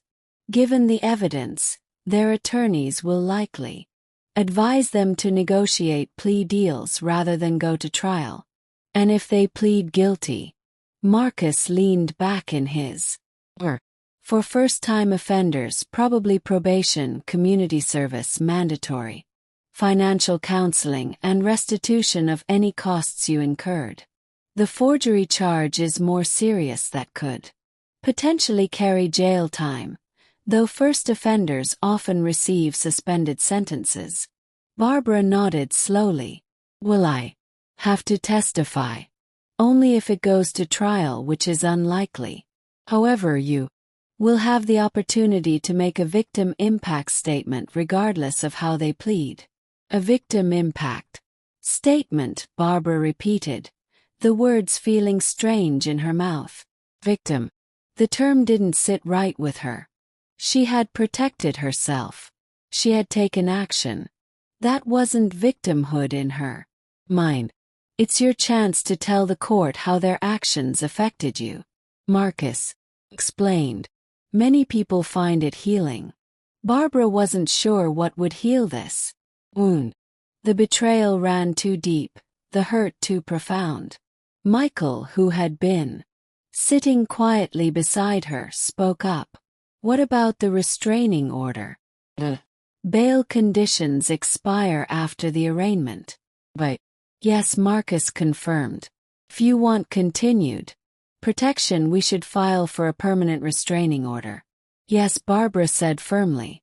I need that boundary to remain clear. As they left the attorney's office, Michael guided Barbara to a nearby cafe. You're doing great, Mom, he said as they settled at a corner table. I know this is hard. Barbara stirred her tea. Absently. I keep wondering if I made the right choice pressing charges. I mean, you didn't really have a choice. Once the bank reported the forgery and the police were involved, it became a criminal matter. I could have refused to cooperate. Michael reached across the table and covered her hand with his. And let them try again with someone else. Next time. Maybe. Barbara sighed. I know you're right. It's just he's still my. Yes, Michael acknowledged. And that's what makes this so painful. Joshua made his choices. Now he needs to face the consequences. As they drove home, Barbara gazed out the window at the familiar streets of the town where she'd lived for 40 years. She'd raised her sons here, taught elementary school for 3 decades, volunteered at the library after retirement. This community knew her. They would know this story too. The Richmond Gazette called again. Michael mentioned as they turned onto Maple Street. They want a statement about the case. Tell them no, Barbara said firmly. This isn't a public spectacle. I already did, Michael assured her.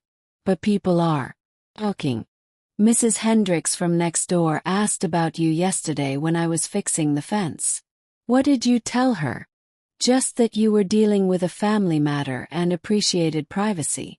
Barbara nodded gratefully. Privacy felt precious. Now a commodity to be guarded. At home, the new security system beeped softly as they entered. The installation had been completed 2 days earlier. Motion sensors, window alarms, cameras at each entrance. Barbara was still learning the codes and procedures. It seemed excessive, but Michael had insisted. I'm flying back to Colorado tomorrow, Michael said as they settled in the living room. Just for a few days to handle some work issues and pack more clothes. I can be back by Friday. Barbara straightened. You don't need to keep staying here. I'll be fine. I want to, he said simply. At least until after the arraignment. Eleanor will check in while I'm gone. Barbara nodded, not arguing further. The truth was she didn't want to be alone yet. The house felt different now, no longer the safe haven it had once been. Joshua's betrayal had tainted even these familiar walls. Later that evening, as she sorted through old photographs in the den, Barbara came across an image that stopped her cold. Joshua at 7 years old, gap-toothed and beaming, holding up a Father's Day card he'd made for Robert. The pride in his small face was palpable. What had happened to that child? When had need and greed overtaken love and respect? Had she missed signs along the way, opportunities to guide him differently? The phone rang, interrupting her thoughts. The caller ID showed an unfamiliar number. "Hello," she answered cautiously. "Mrs. Wilson, this is Sophia Chen from the police department. I wanted to update you on a development in your case." Barbara's hand tightened on the receiver. "Yes, Amanda. Wilson has agreed to testify against your son in exchange for reduced charges. She's provided substantial evidence about the planning of the financial exploitation and the forgery." Barbara sank into a chair. "She's turning against him." "It appears so. Her attorney negotiated the arrangement today." "Thought you should know before you heard it elsewhere." After hanging up, Barbara sat motionless. Amanda's visit last week suddenly made more sense. She hadn't come to apologize, she'd come to gauge whether Barbara would be a sympathetic witness. Finding no easy forgiveness, she'd chosen self-preservation instead. Michael found Barbara still sitting in the same spot 20 minutes later. "What's wrong?" he asked, alarmed by her expression. She explained Officer Chen's call. Michael listened, his face hardening. "They're turning on each other," he said when she finished. "That's actually good for the case. Makes a trial even less likely. It's all falling apart," Barbara said softly. "Their marriage, our family, this isn't a new mom. They made their choices, but the weight still felt like hers to carry." That night, sleep eluded her.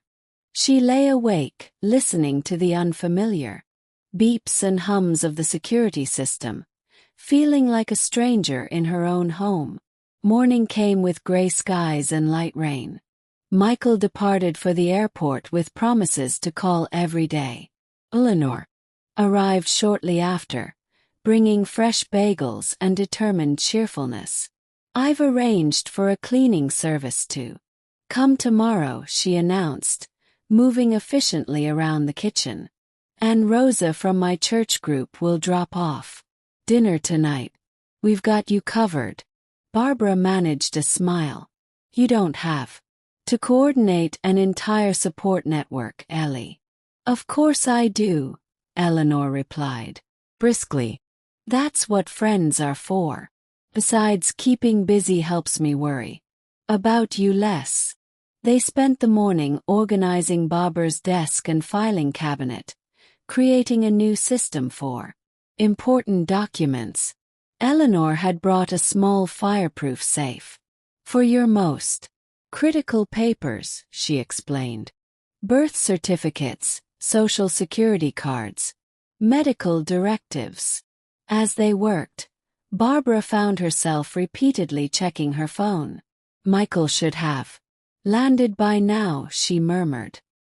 "He'll call when he can," Eleanor assured her. "He's a grown man."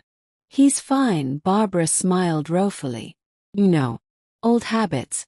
"Speaking of which," Eleanor said carefully, "have you thought about what you'll say in your victim impact statement if it comes to that?" Barbara shook her head. "I can barely think about it.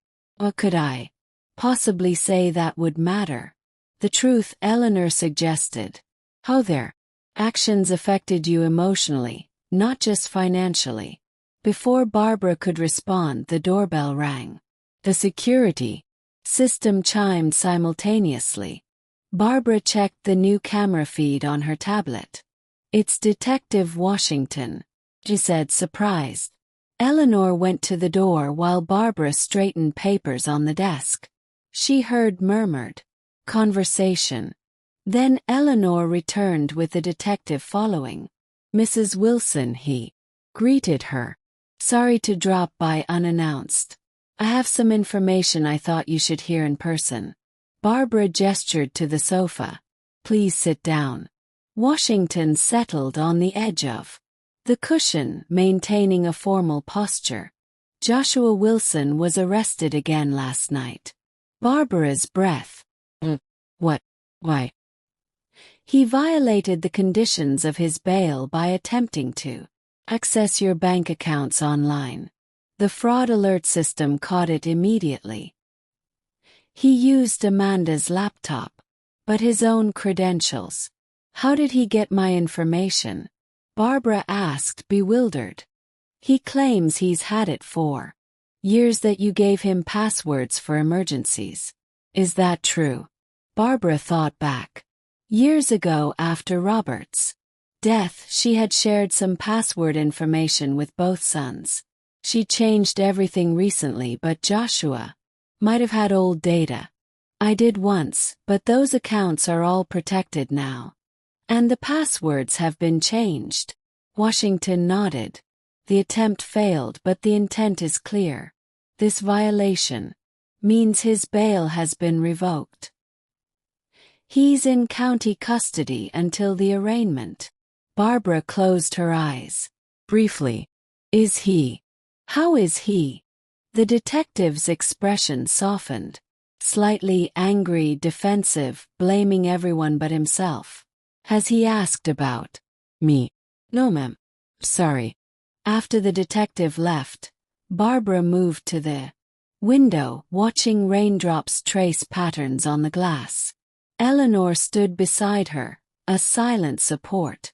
He's spiraling, Barbara said quietly. This isn't just about money anymore.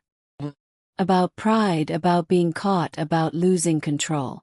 Some people can't accept responsibility, Eleanor observed. They'd rather double down than admit wrong. He wasn't always like this. People change, Barbara. Sometimes for the worse. That evening, after Eleanor had gone home, Barbara sat at her writing desk with a blank notepad. The house was silent except for the occasional beep of the security system and the soft patter of rain. She began to write. Dear Joshua, she started, then stopped. What could she possibly say to the son who had tried to take everything from her? How could she express the depth of her hurt without opening herself to more pain? She tried again. I'm writing this letter to understand what happened between us. The words came slowly at first, then faster.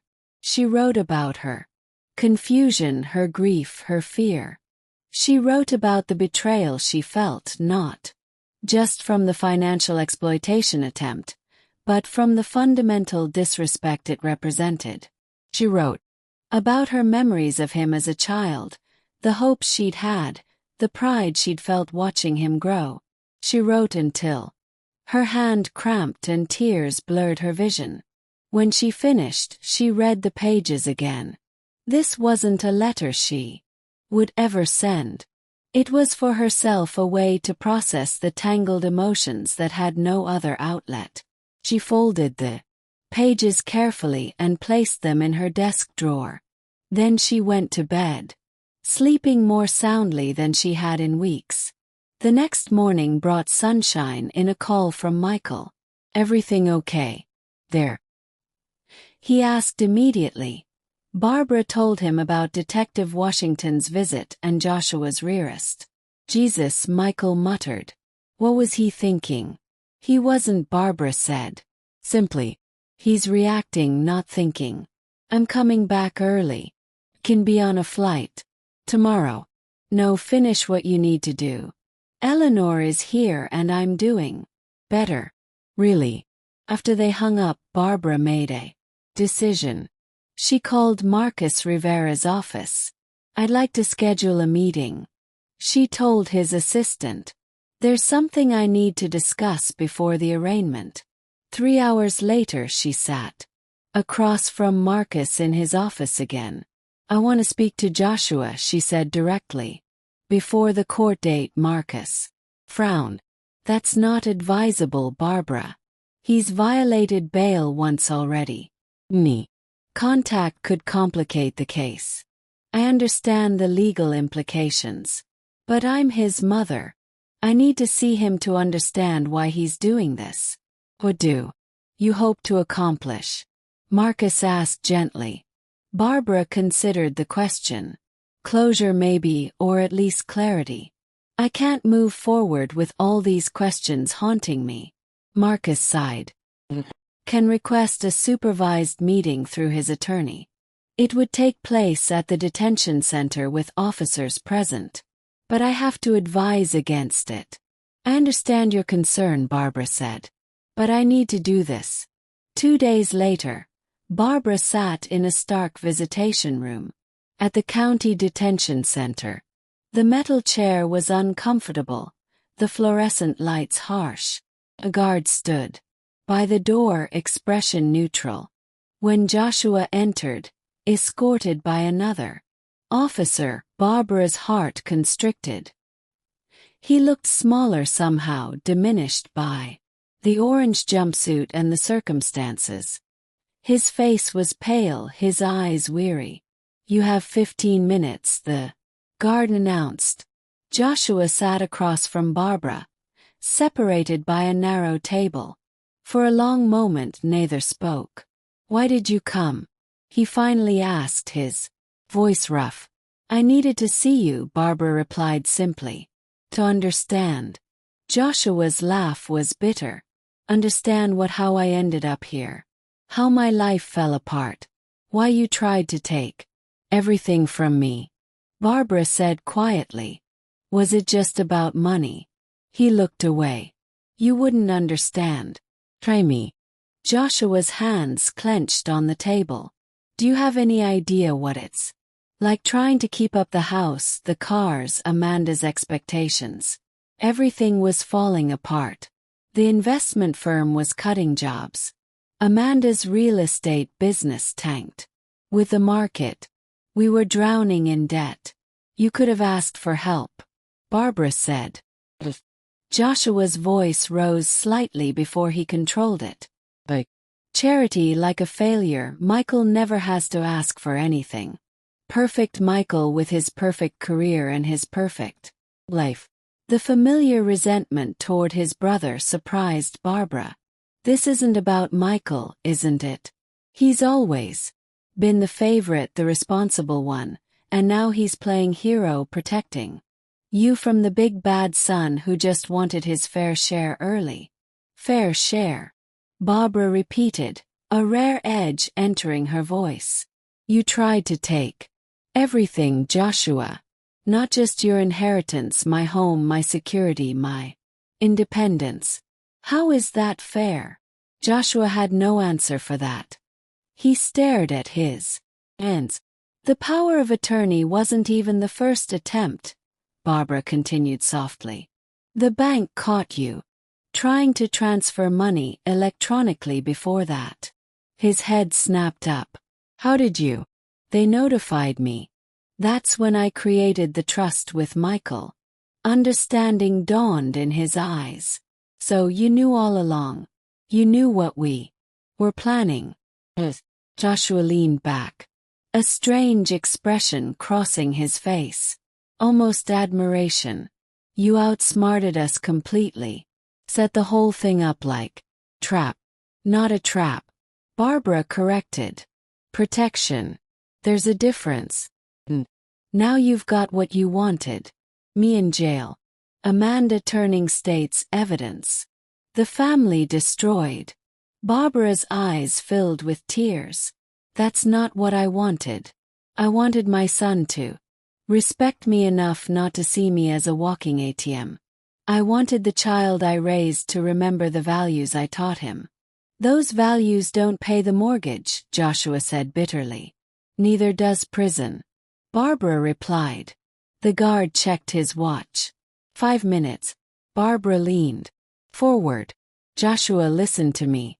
You're facing serious charges. The evidence is overwhelming. Amanda is cooperating with the prosecution. Your best option is to take responsibility, accept a plea deal, and begin rebuilding your life. Easy for you to say from the outside. Nothing about this is easy, Barbara said, her voice breaking slightly. Watching my son self-destruct is the hardest thing I've ever experienced. Something flickered in Joshua's eyes, Perhaps the first recognition of the pain he'd caused, but it disappeared quickly behind a wall of defensive anger. So that's it. You came to lecture me on taking responsibility to remind me how disappointed you are. No, Barbara said quietly. Came because despite everything, you're still my son. I needed to see you to make sure you're. I'm in jail, Mom. I'm not okay. The guard stepped forward. Time's up. Barbara stood. I'll be at the arraignment. Whatever happens, whatever you decide to do, I'll be there. Joshua didn't respond. As the guard led him away, he didn't look back. Inside the detention center, Barbara sat in her car for several minutes, hands trembling on the steering wheel. The meeting had provided few answers and little comfort. Joshua remained entrenched in self-justification and blame. The son, she remembered, seemed buried beneath layers of entitlement and resentment. Yet she didn't regret coming. She had needed to see him to speak her truth directly. Whether he heard it, whether it made any difference, was beyond her control. That night when Michael called, she told him about the visit. Are you okay? He asked, concern evident in his voice. Yes and no, she answered honestly. It was difficult but necessary. Did he apologize? No, he's still blaming everyone else. The economy, Amanda, even you, Michael sighed. That sounds like Joshua. He never could admit when he was wrong, even as a kid. I know, Barbara said softly. But I had to try. You did more than try, Mom. You showed incredible strength throughout this whole ordeal. After they hung up, Barbara returned to her writing desk and took out the letter she'd written to Joshua. She read it again, recognizing that the person she'd addressed it to, the son she thought she knew, might no longer exist. Perhaps had never existed as she imagined. She added a final paragraph. I may never understand the choices you've made. I may never reconcile the child I raised with the man you've become. But I want you to know this. My door remains open to the son who remembers his true self, who finds his way back to the values of honesty, respect, and integrity. A door will always be open, even if you never choose to walk through it. She folded the letter and placed it in an envelope. She wouldn't send it now, maybe not ever, but writing it had helped her find her own closure, separate from whatever Joshua might choose. The county courthouse stood imposing against the morning sky, its stone columns and broad steps projecting permanence and authority. Barbara climbed those steps slowly, Michael and Ella Lehner flanking her like sentinels. You don't have to do this, Michael reminded her. Marcus can represent your interests. I know, Barbara said, but I need to be here. Inside, the polished marble floors echoed with footsteps and murmured conversations. Barbara recognized a few faces from town, the inevitable curiosity seekers drawn to public drama. She kept her head high, ignoring the whispers that followed her down the corridor. Marcus met them outside courtroom C, his briefcase in hand and a grave expression on his face. The DA has offered both defendants plea deals, he informed them quietly. Amanda has already accepted hers.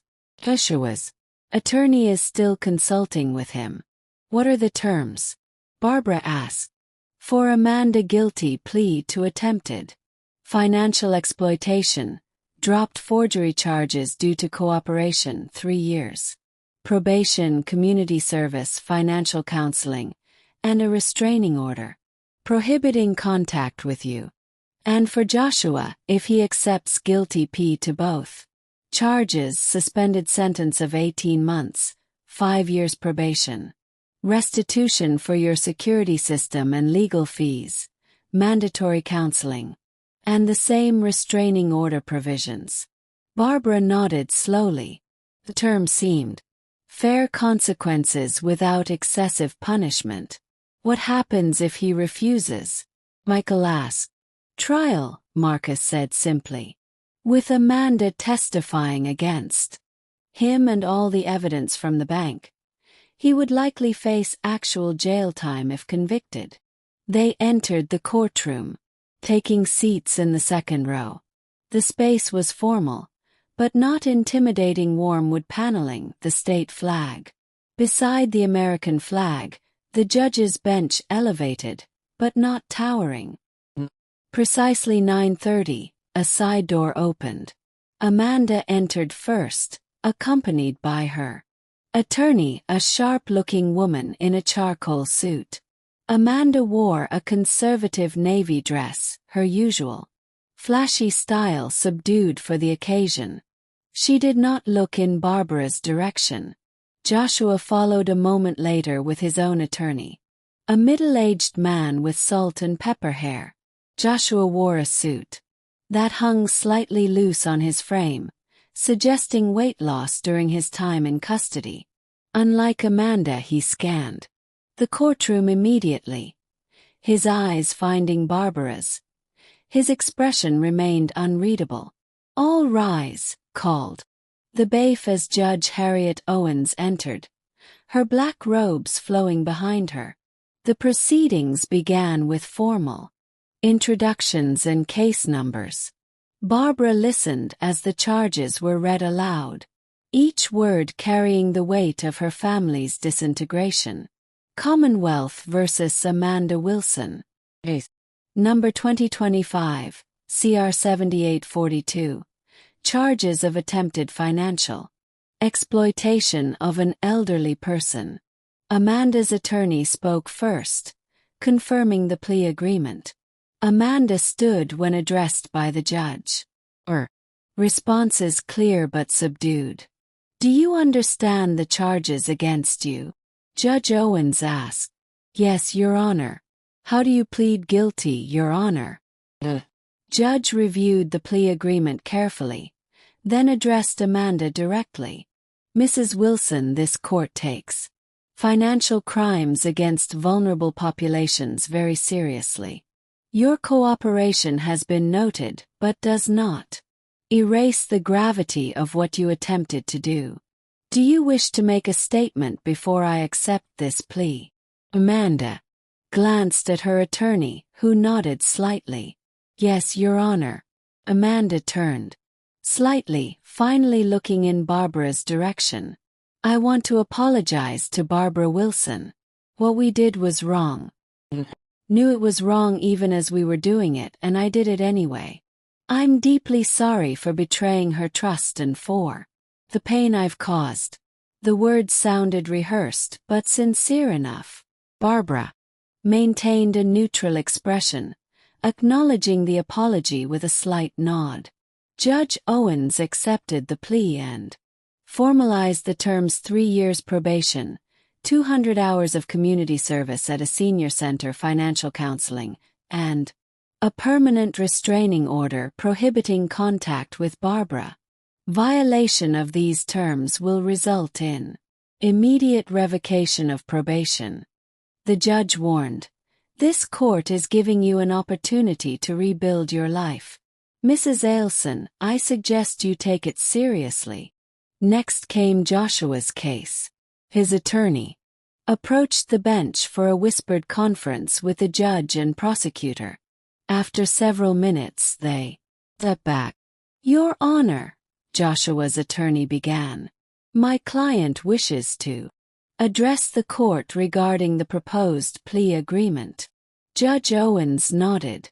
Mr. Wilson, you may approach. Joshua stood, straightening his tie before moving to the podium. Barbara felt Michael tense beside her. Your Honor, Joshua began, his voice steady. I've had time to reflect during my detention. Initially, I wanted to fight these charges. I told myself this was all a misunderstanding, that I was just trying to help my mother manage her affairs. He paused, drawing a deep breath. But that would be continuing the lie I've been telling myself. The truth is, I was in financial trouble. Instead of being honest about it, instead of asking for help appropriately, I tried to take control of my mother's assets. I told myself I deserved it, that I was entitled to it. Barbara's hand flew to her mouth, stifling a small gasp. This was not what she had expected. Seeing my mother in this courtroom today, Joshua continued, facing the consequences of my actions, can no longer hide from the truth. I am guilty of these charges. I accept full responsibility, and I accept the terms of the plea agreement. Judge Owens studied him carefully. Mr. Wilson, are you making this statement freely and voluntarily without coercion? Yes, Your Honor. And you understand that by pleading guilty, you waive your right to trial? Do. The judge nodded. Very well. This court accepts your guilty plea to both charges. Before I formalize the sentencing, Mrs. Barbara Wilson is present and has the right to make a victim impact statement. Mrs. Wilson, do you wish to address the court? Barbara had prepared for this moment, had written and rewritten her statement over several days. Now, faced with Joshua's unexpected confession, she hesitated. Marcus touched her arm lightly.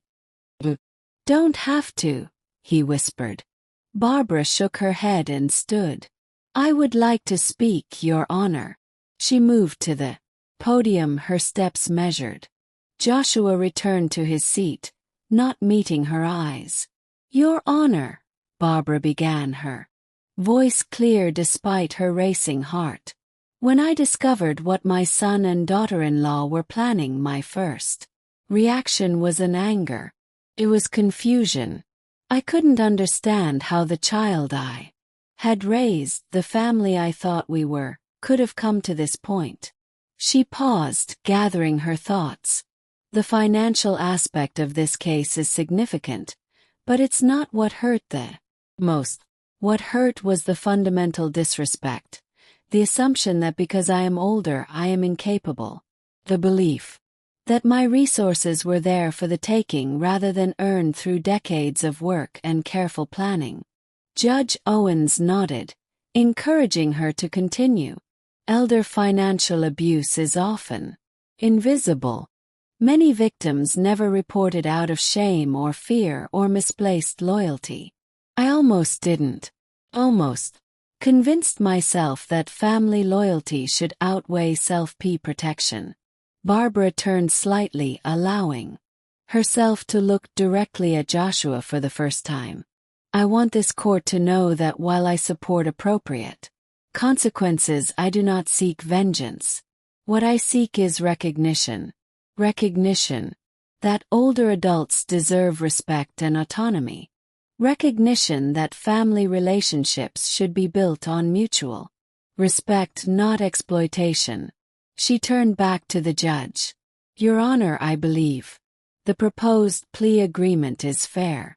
It provides consequences while allowing for rehabilitation. That is what I hope for. That my son will use this opportunity to rebuild his life on better foundations. Thank you, Mrs. Wilson. Judge Owens said, genuine respect in her tone. Your grace in this difficult situation is commendable.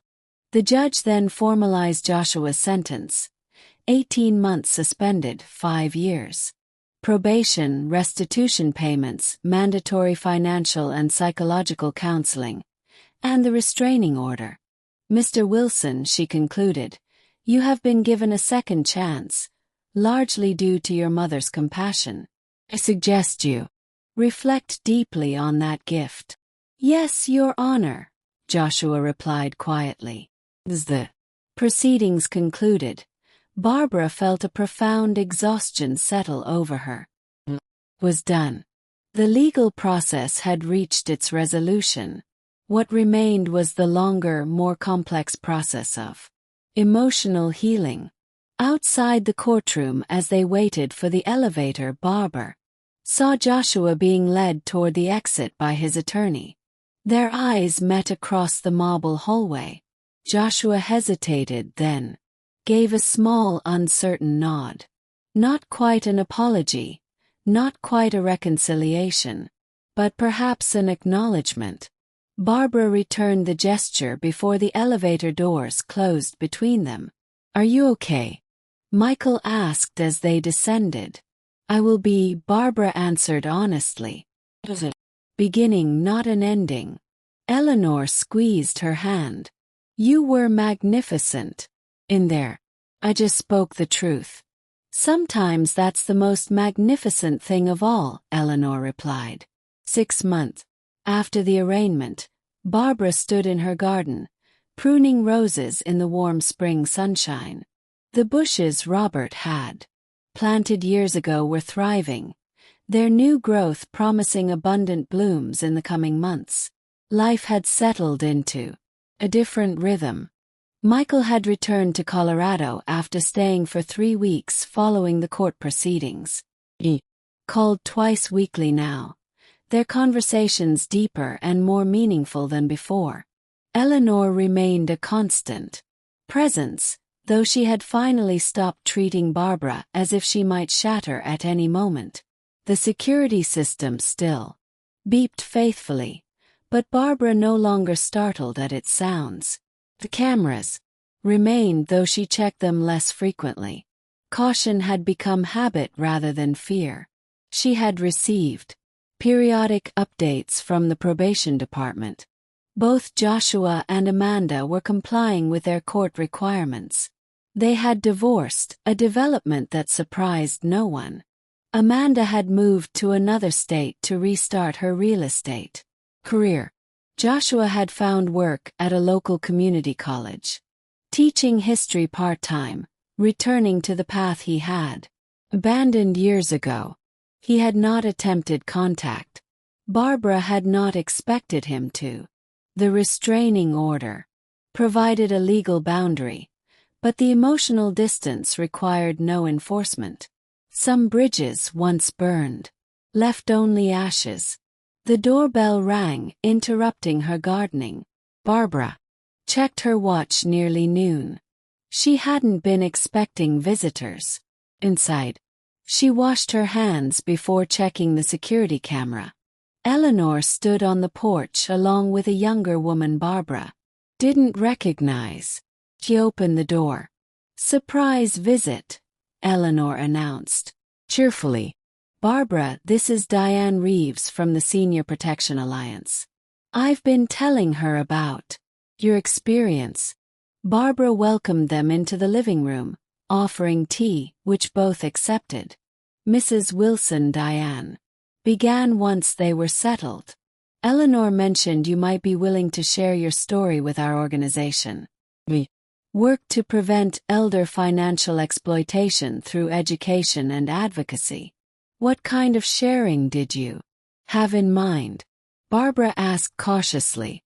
"We're developing resources to help seniors recognize warning signs and take preventive measures.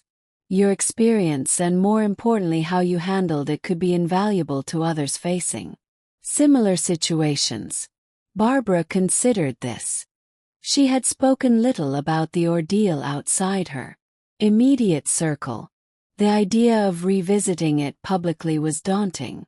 "Would I need to use my real name, details about my family?" "Not at all," Diane assured her. "We can change names and specific details to protect privacy. What matters is the pattern, the warning signs, the protective steps you took, the resources you accessed. Think about it, Barbara," Eleanor encouraged. "Your story could help others protect themselves." Later, after they had gone, Barbara sat at her writing desk with a fresh notepad. She began listing the warning signs she had noticed: opened mail, unusual questions about finances, attempts to isolate her from friends and other family members. She noted the steps that had protected her: the trust, the bank protocols, the recording. device the support network. As she wrote, she realized how much knowledge she had gained through her ordeal. Knowledge that might indeed help others avoid similar pain. The next day, she called Diane and agreed to share her story anonymously for the Senior Protection Alliance. Educational materials. 2 weeks later, she found herself speaking to a small group of seniors at the community center. Her narrative carefully anonymized, but emotionally authentic. The most important thing I learned, she told them, is that protecting yourself isn't selfish. Setting boundaries isn't cruel. These are acts of self-respect that actually honor the true meaning of family, which should never include exploitation or control. The response was overwhelming.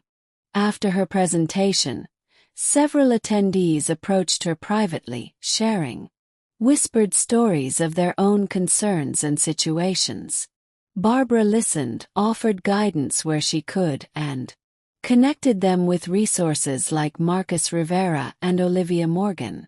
This new purpose energized her.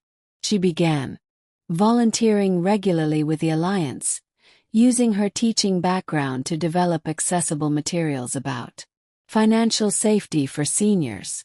She joined a support group for survivors of family financial abuse, finding both comfort and strength in shared experiences. One afternoon, as she returned home from a committee meeting, Barbara noticed an unfamiliar envelope in her mailbox. The return address showed the community college where Joshua now worked. Her heart quickened as she carried it inside. For several minutes she simply held the envelope, uncertain whether to open it. The restraining order prohibited direct contact, but written communication through legal channels was permitted after the first 3 months, provided it was not threatening or harassing. Finally, she carefully opened the envelope. Inside was a single sheet of paper and a check. "Dear Mom," the letter began. "This is the first installment of the restitution payment ordered by the court. I wanted you to know that I am honoring all the requirements of my probation. I am teaching history again, which is where I should have been all along instead of chasing money I hadn't earned." Barbara's eyes filled with tears as she continued reading. "I have no right to ask for forgiveness. What I did was unforgivable. But I want you to know that I am working to become someone better, someone who might someday be worthy of being called your son again. Until then, I respect the boundaries you've established and will continue to do so."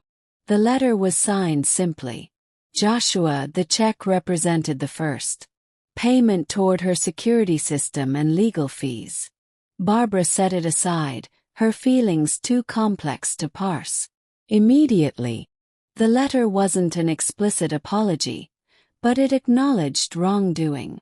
It wasn't a plea for reconciliation, but it expressed hope for redemption. It was perhaps a beginning. That evening, she called Michael and read him the letter. "What do you think?" she asked when she finished. "I think it's a small step in the right direction," he said cautiously. "But actions matter more than words." "Yes," Barbara agreed. "Time will tell. How do you feel about it?" She considered the question carefully, cautiously hopeful, not for an immediate restoration of what was lost, but for something new to eventually grow in its place. "Whatever you decide about Joshua," Michael said, "I'll support you." "I know," she said warmly. "That means everything." Later, as twilight settled over the garden, Barbara sat on the back porch with a cup of tea. The roses were budding, preparing for their summer display. The air was sweet with promise. The past year had transformed her in ways she was still discovering. She had lost certain illusions about family, but gained clarity about her own strength and worth. She had experienced betrayal but Also profound loyalty from Michael, Ella Lehner, and others who had stood beside her. Most importantly, she had learned that age brought not just vulnerability, but wisdom and resilience. The quiet strength she had always possessed had been tested and proven equal to the challenge. Whatever came next, whether eventual reconciliation with Joshua or a permanently altered family dynamic, she would face it with the same clear-eyed courage that had carried her through the storm. The security system beeped softly, a reminder of boundaries maintained. Barbara sipped her tea and watched the first stars appear in the darkening sky. The house behind her was quiet but not empty. It was hers. It would remain hers. And now she occupied it not as a potential victim, but as a woman who had reclaimed her power and found her voice. That voice would continue to speak not just for herself, but for others who needed to hear that they too could weather the storm, could stand their ground, could protect what was rightfully theirs, most of all, their dignity. What would you do if you were in my place? Have you ever been through something similar? Comment below for more stories that inspire. The story continues in the next chapter in the next linked video. But first, I need you to subscribe to join the family, as we are looking forward to hit our first 10,000 subscribers target, and feel free to share your story in the comments. You matter, your voice does too.